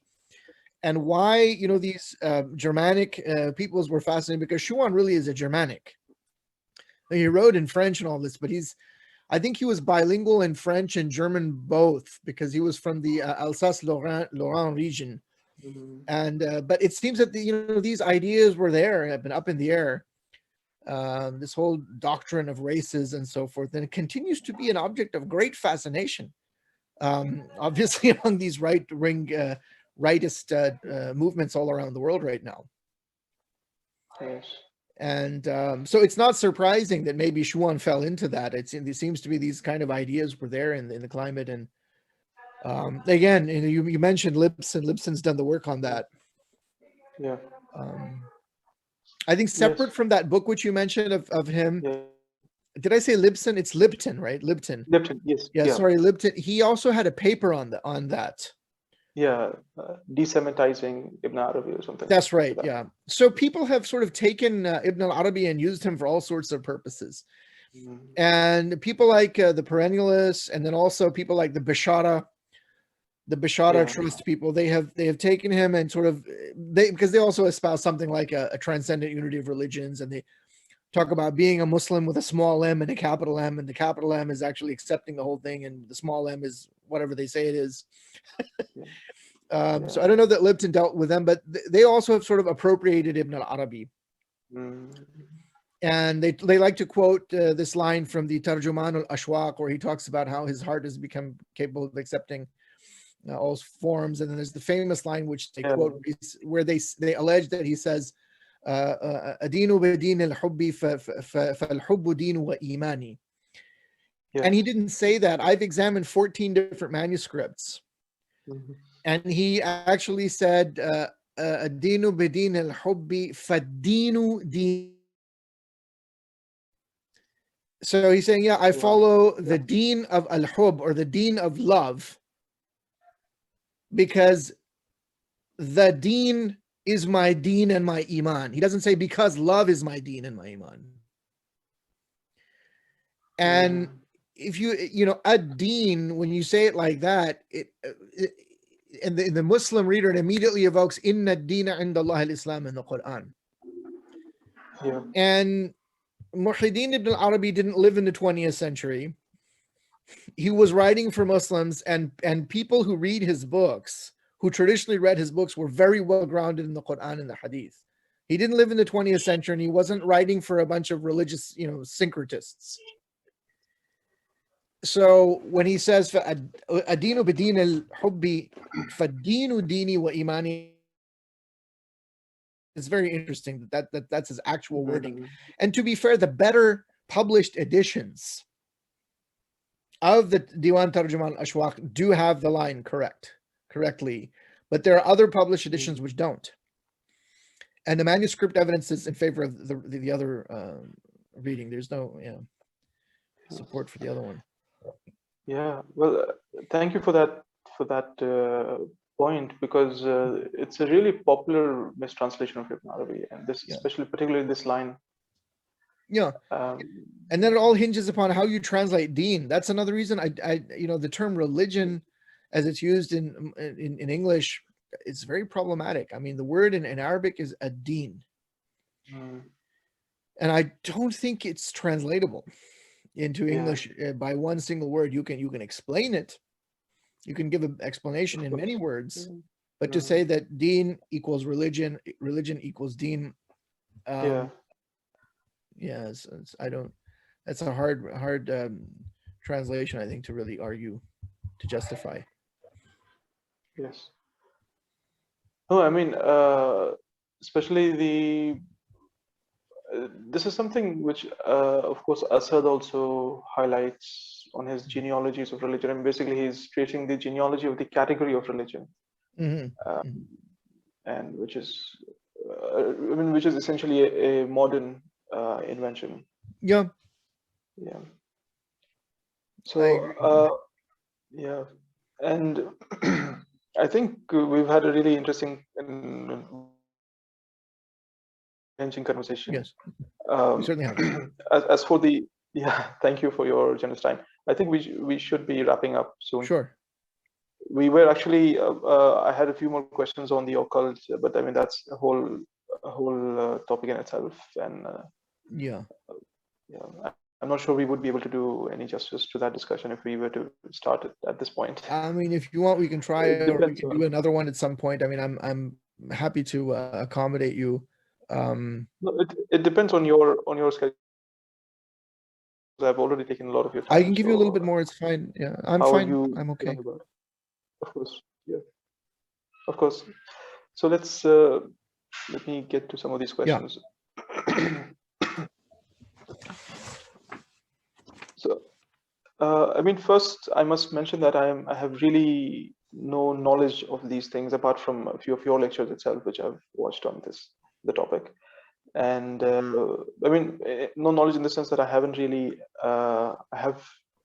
read any books on the occult, or I haven't really, had any experiences either. Or I don't know of anyone personally who have had experience. I know people who have had, but this is something which I've really been oblivious of. Is there?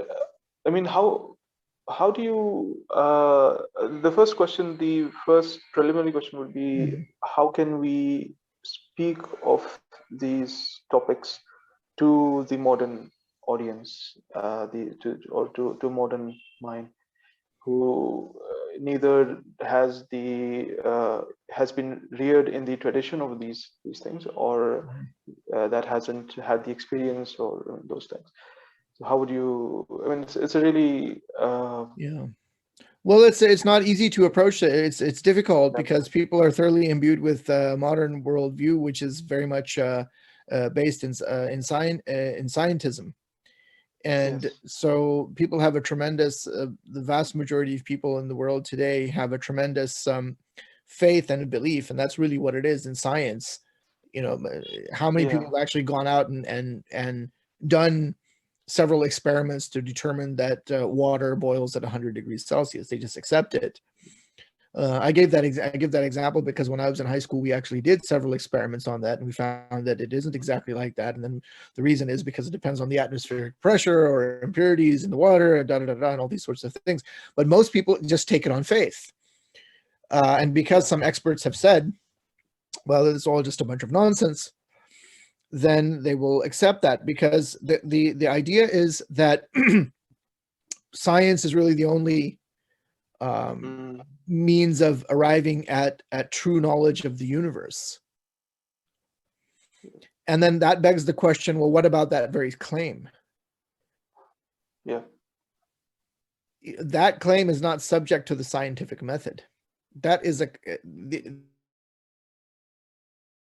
so even modern science, whether modern scientists recognize it or not, and the more clever ones, the more sophisticated ones know that this is true. They know that modern science is also rooted in some kind of a metaphysics or some kind of a metaphysical doctrine or understanding, albeit I would say it is a flawed one, but nevertheless it is there.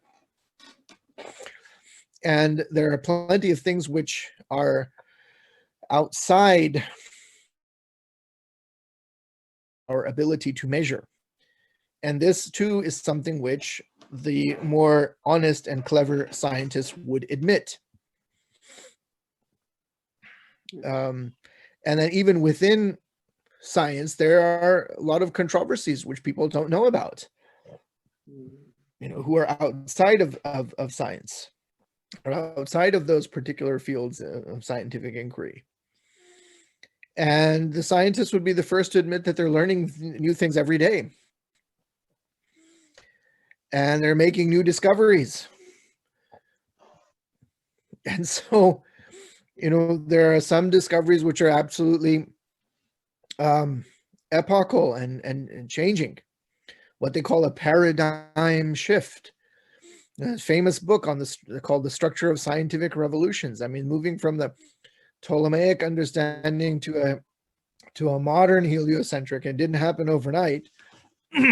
That's a huge change. That's a huge paradigm shift. So who's to say that there won't be a further paradigm shift at some other point? And just because you can't measure something, just because we cannot measure jinn, well, I can't introduce you to one, or I can't, you know, or that we can't produce physical evidence for the soul, or that I cannot demonstrate to you as you are as a medical doctor in a dissected human cadaver, the acupuncture channels of TCM, of traditional Chinese medicine, or the pressure points, or the you know, the marma points of South Indian medicine. I can't, you know, dissect a body and show them to you. Does that mean that they don't exist? Does that mean that there's all a bunch of nonsense? And then there's tremendous sort of data as well that indicates that there are human beings who have some sort of an extrasensory perception, or there's plenty of, you know, whether you can explain it or not is another matter, but traditional Chinese medicine actually does work. And if you're a doctor, and you can say, oh, it's the placebo effect, you know, really, is it the placebo effect every single time? Is it psychosomatic every single time? Is it mind, you know, mind over body every single time? So similarly, there is a realm which does exist, and people who have experienced it, that's enough. because Mhm. most people, they might accept this particular view of scientism until something happens to them where they have some sort of experience, and then they don't need any proof. They don't need any sort of elaborate um, um, reproducible experiment, to Mhm. show that the supernatural realm is real.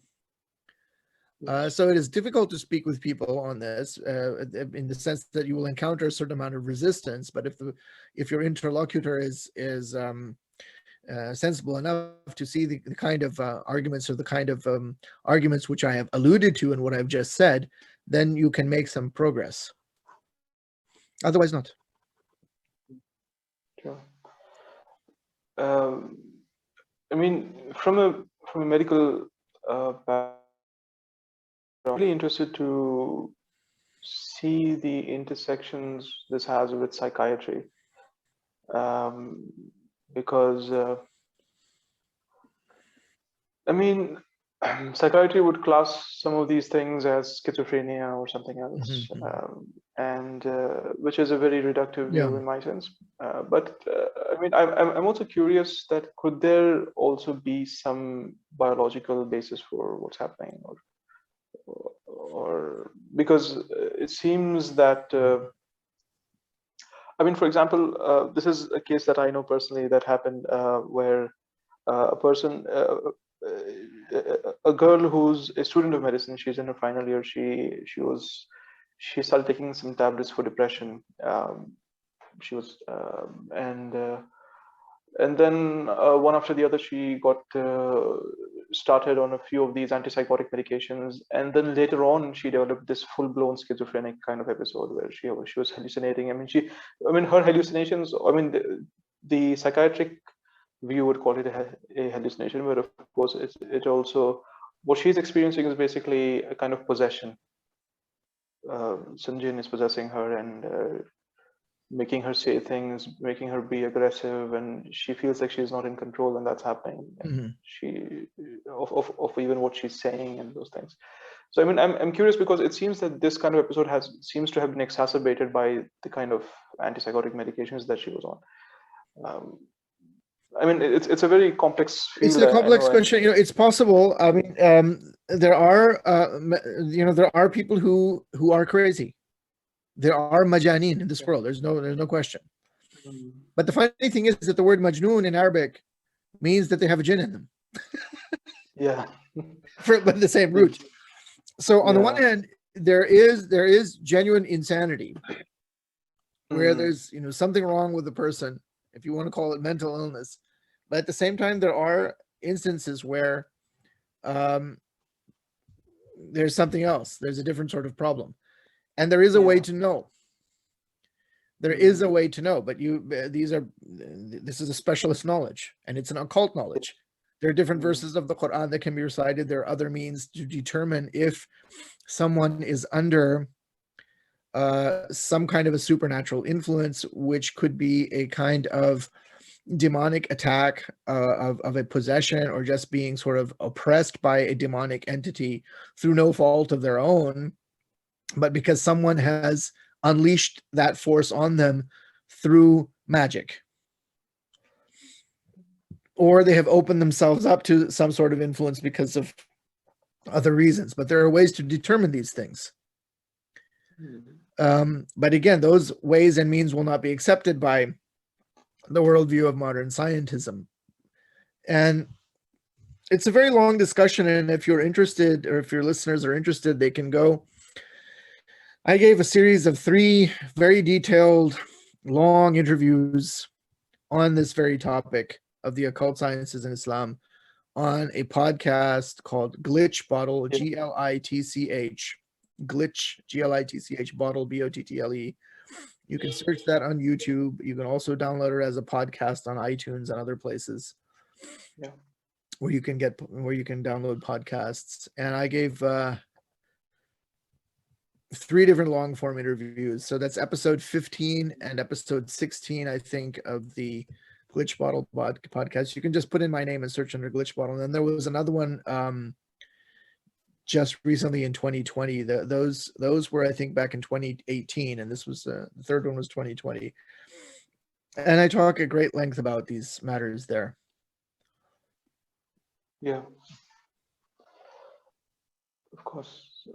And I mean, is there any contemporary? I mean, any book written for a contemporary kind of audience, for as a primer or an introduction to this whole dimension of reality? What do you say?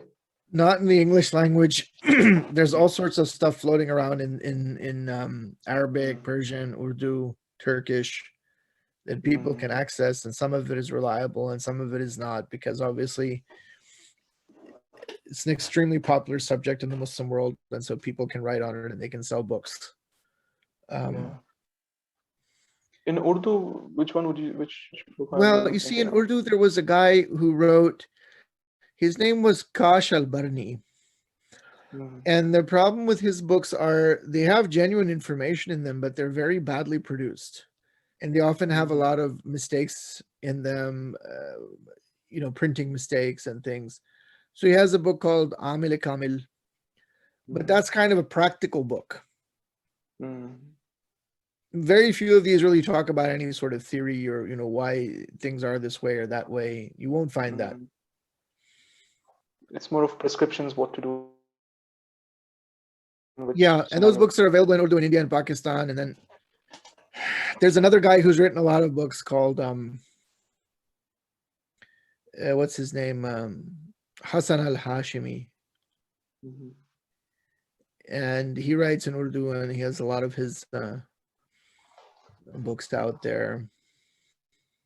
Tuhfat al-Amilin, I think, is one of his books. But again, this is a practical book. Yeah. And there's all sorts of people on Facebook now and, on YouTube and so on and so forth talking about stuff. And some of them are reliable, some of them are not. There's one guy who has a YouTube channel. But again, they're quite interesting videos. He's a Pakistani guy. He has it's called TRTV, and his name is Ayaz Muzammil, and he does everything using Surat Muzammil. But his videos are interesting. But if you're from India and you're used to a certain kind of Urdu, he speaks a very, very strong Punjabi accent. Yes. Yeah. So people can refer to those resources, the Glitch Bottle podcasts, the books I mentioned, and if they want to tune into this Pakistani guy who's actually, he speaks very Punjabi Urdu, but he's originally from UP, which is surprising. Maybe his ancestors came from there. But the information is pretty accurate. Ayaz Muzammil is his channel. I watch that pretty regularly. There's very useful information there.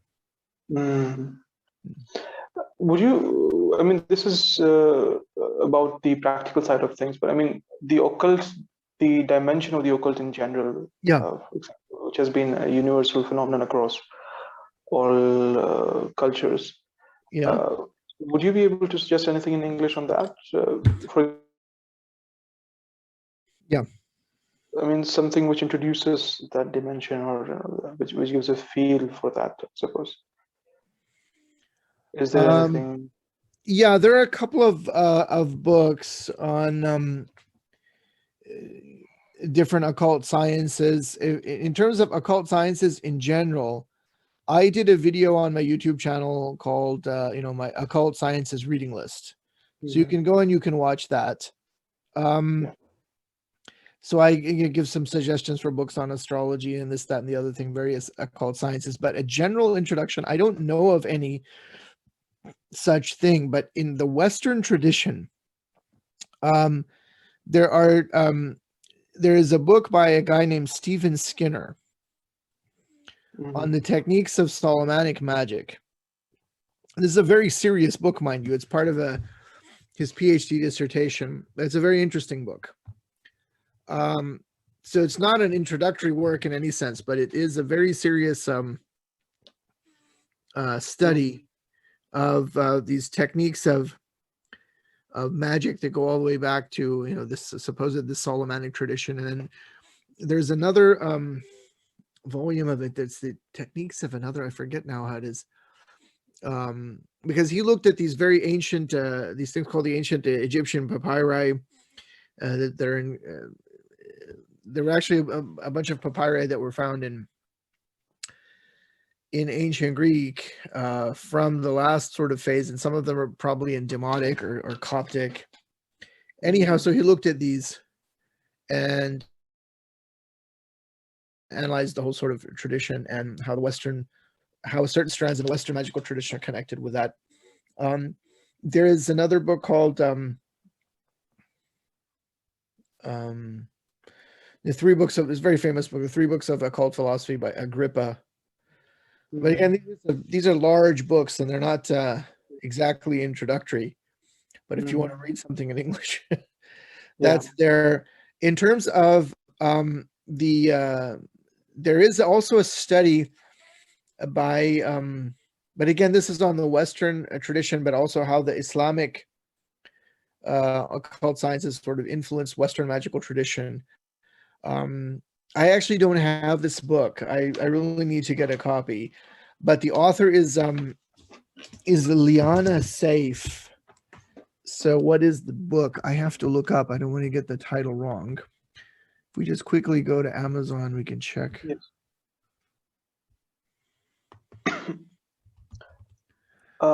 There's also one book which I came across before, which I haven't really read actually. Yeah, so it's the Arabic. Let me just finish. The Arabic influences on early modern occult philosophy by Liana Saif. Is a very expensive book. It's $83.58 hardcover. That's because it's published by Palgrave Macmillan. That's why. Anyway, there was another book you were mentioning. Yes, I mean, perhaps you might have come across this, but which is actually written by an anthropologist on Stefania Pandolfo is the writer. Knots of the Soul is the title of the book. Islam, psychoanalysis, and about these things. I mean, it's actually less about psychoanalysis and more about she does her fieldwork in Morocco, where she's with these people who have these experiences of jinn possession and those things. Right. And she tries to speak from within the tradition, however much possible. But she also, I mean, it's a whole intersection of psychiatry, psychoanalysis, and these kind of things. I mean, I'm not sure familiar with that book at all. Yeah.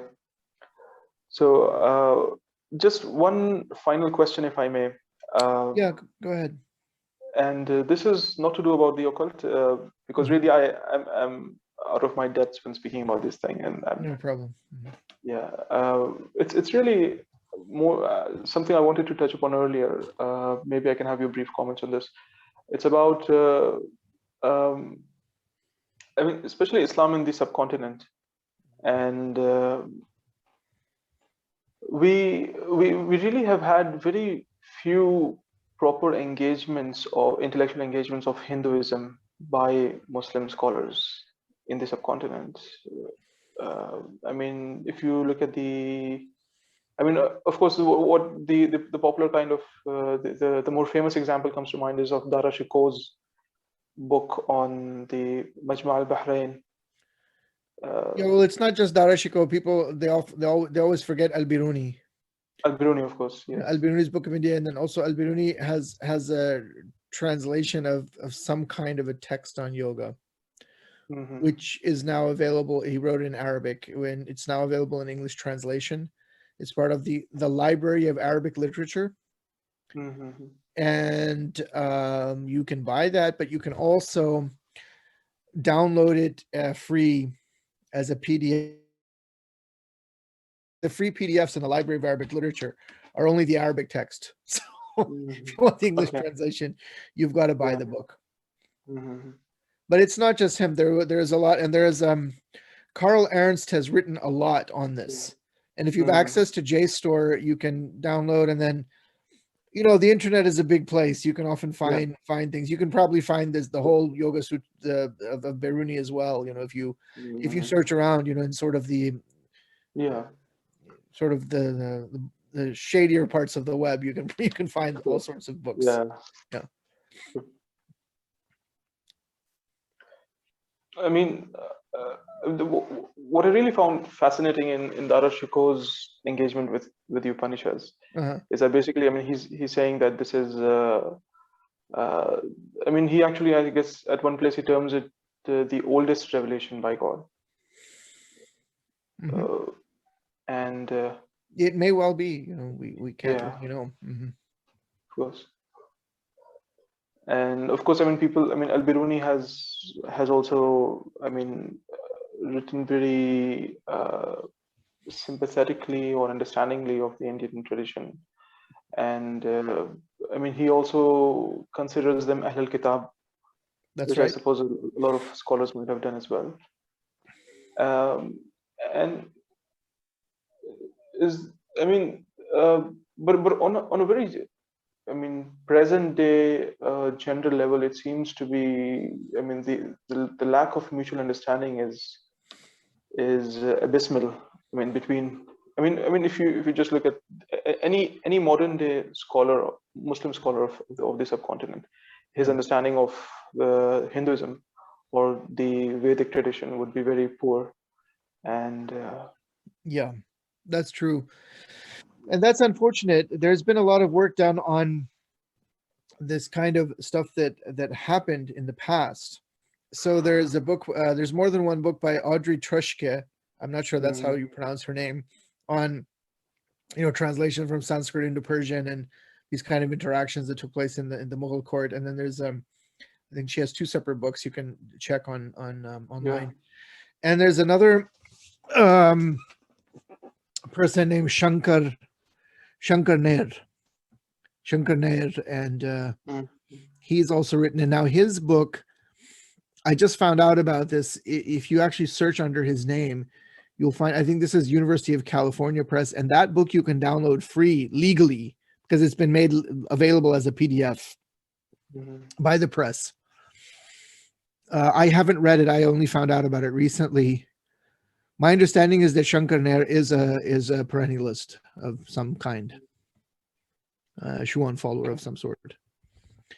But in terms, you're right, in modern times. But then I would ask you, you know, how is that going to happen? If you want to talk about modern India, or for that matter, Pakistan, and I'm really not aware of what's going on in Bangladesh, but let's talk about India and Pakistan. Who is going to be part of that debate?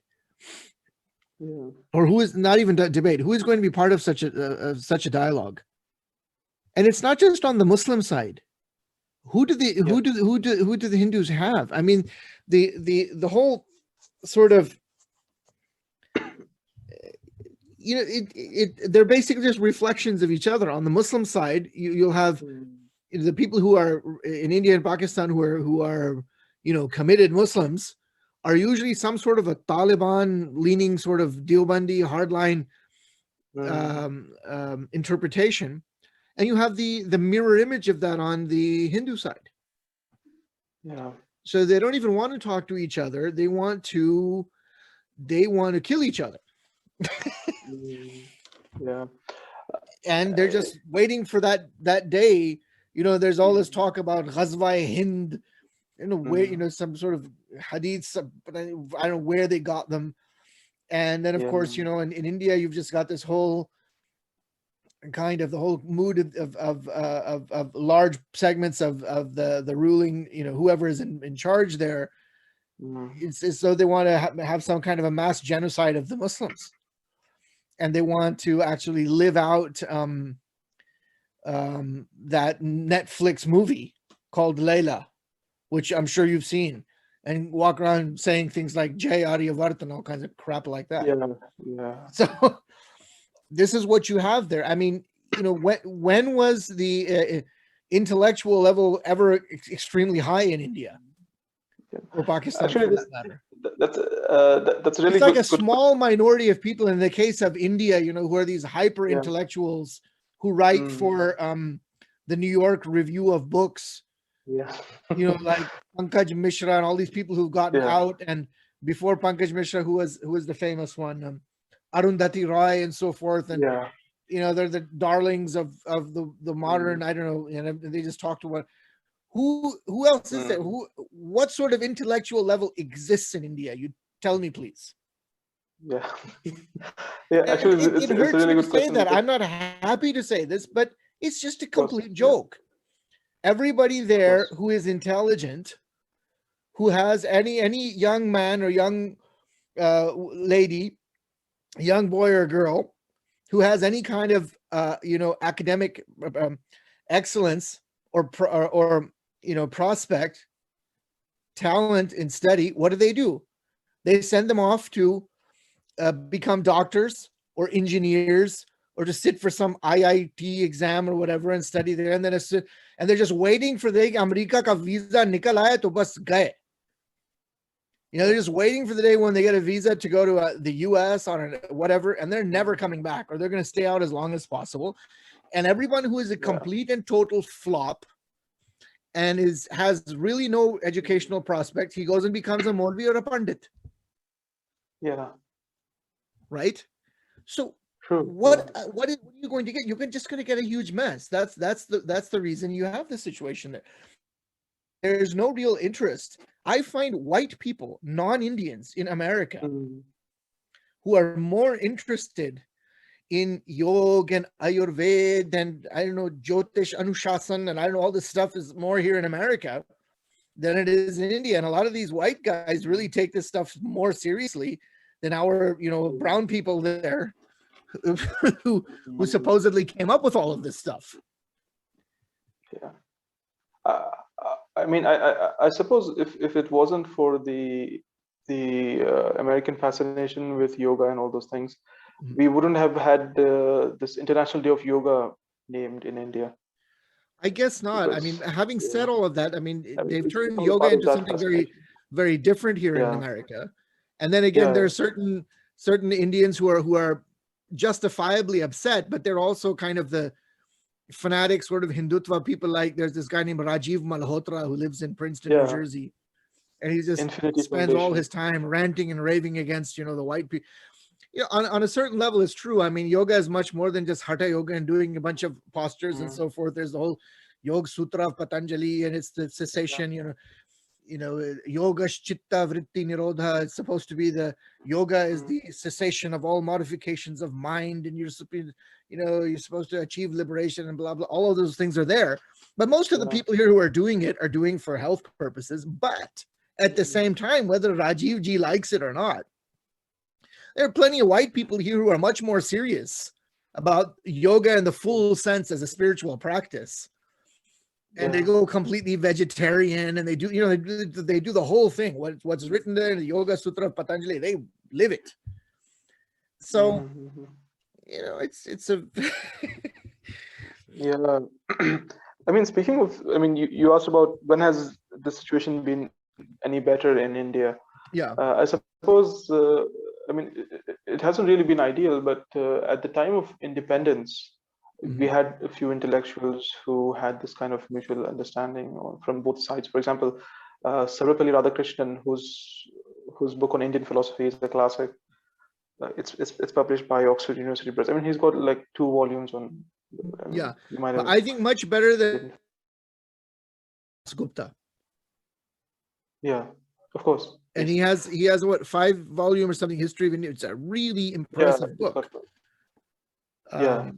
No, I mentioned Radhakrishnan because I mean, just to make the point, actually, among the at the time of independence, there was this figure Maulana Abul Kalam Azad. That's right. Who, I mean, in his tafsir of Fatiha is actually a 1-volume tafsir. Yes, I've read it. Entire volume on Fatiha. Yeah. Okay. And I mean, he actually his understanding and his treatment of the Vedic tradition seems to be much better compared to what you find generally out. I mean, and he also references Radhakrishnan and these other sources as well. Well, he was an extraordinarily learned person. Yeah. But the point is that where are people like that of that generation in India now? They're not. They're all just, you know, trying to get out of India, or they're working in a call center. I mean, really, these are the educated people and successful people in India. Or, if they don't have any talent in that regard, then they go off to Bollywood and they're just, Otherwise, what is happening in India? It's a disgrace. Yeah. And those really old guys, those historians and so forth, they're a very old generation. They'll be dead, soon. Yeah. And that's it. Actually, Nehru and Iqbal also had a very interesting correspondence. And I mean, Nehru also had a lot of sympathy for, a lot of respect for the Islamic tradition. And I mean, in their dialogue, and Iqbal also had this kind of this deep understanding of British as well, but of course not at the level of actually engaging with it on a philosophical level. Yeah, I mean, it's really unfortunate. The present scenario is really unfortunate, and there are no parallels actually. No, the present state of affairs is absolutely lamentable and does not bode well for the future at all. Yeah, that's true. Intellectually speaking, and otherwise. Yeah, that's true. I mean, there's been a lot more fruitful discussions or work on I mean, Islam and other religions, Christianity and all that, but not I mean, on Hinduism really. I mean, if you just think how, I mean, just population-wise, Muslims are such a large part of India, but there's this entire, I mean, this total disconnect from, I mean, even trying to understand the other. And we live in these isolation. I mean, it's all common knowledge, of course, but it just seems, yeah. I suppose we can really wrap it up at this point. Thank you, Professor Ahmed. No, it was a pleasure. I enjoyed it very much, and if you want to have any discussions of any kind in the future, do let me know. Of course, yeah, inshallah. And, of course. Okay, Dr. Ahmed, thank you. Very good. It was a pleasure. Yeah, it was my pleasure. Great. I wish you all the best. My regards to your near and dear ones. Of course. Yeah. Thank you. Thank you for your generous time. Khudafis. Assalamu alaikum. Fi aman Allah.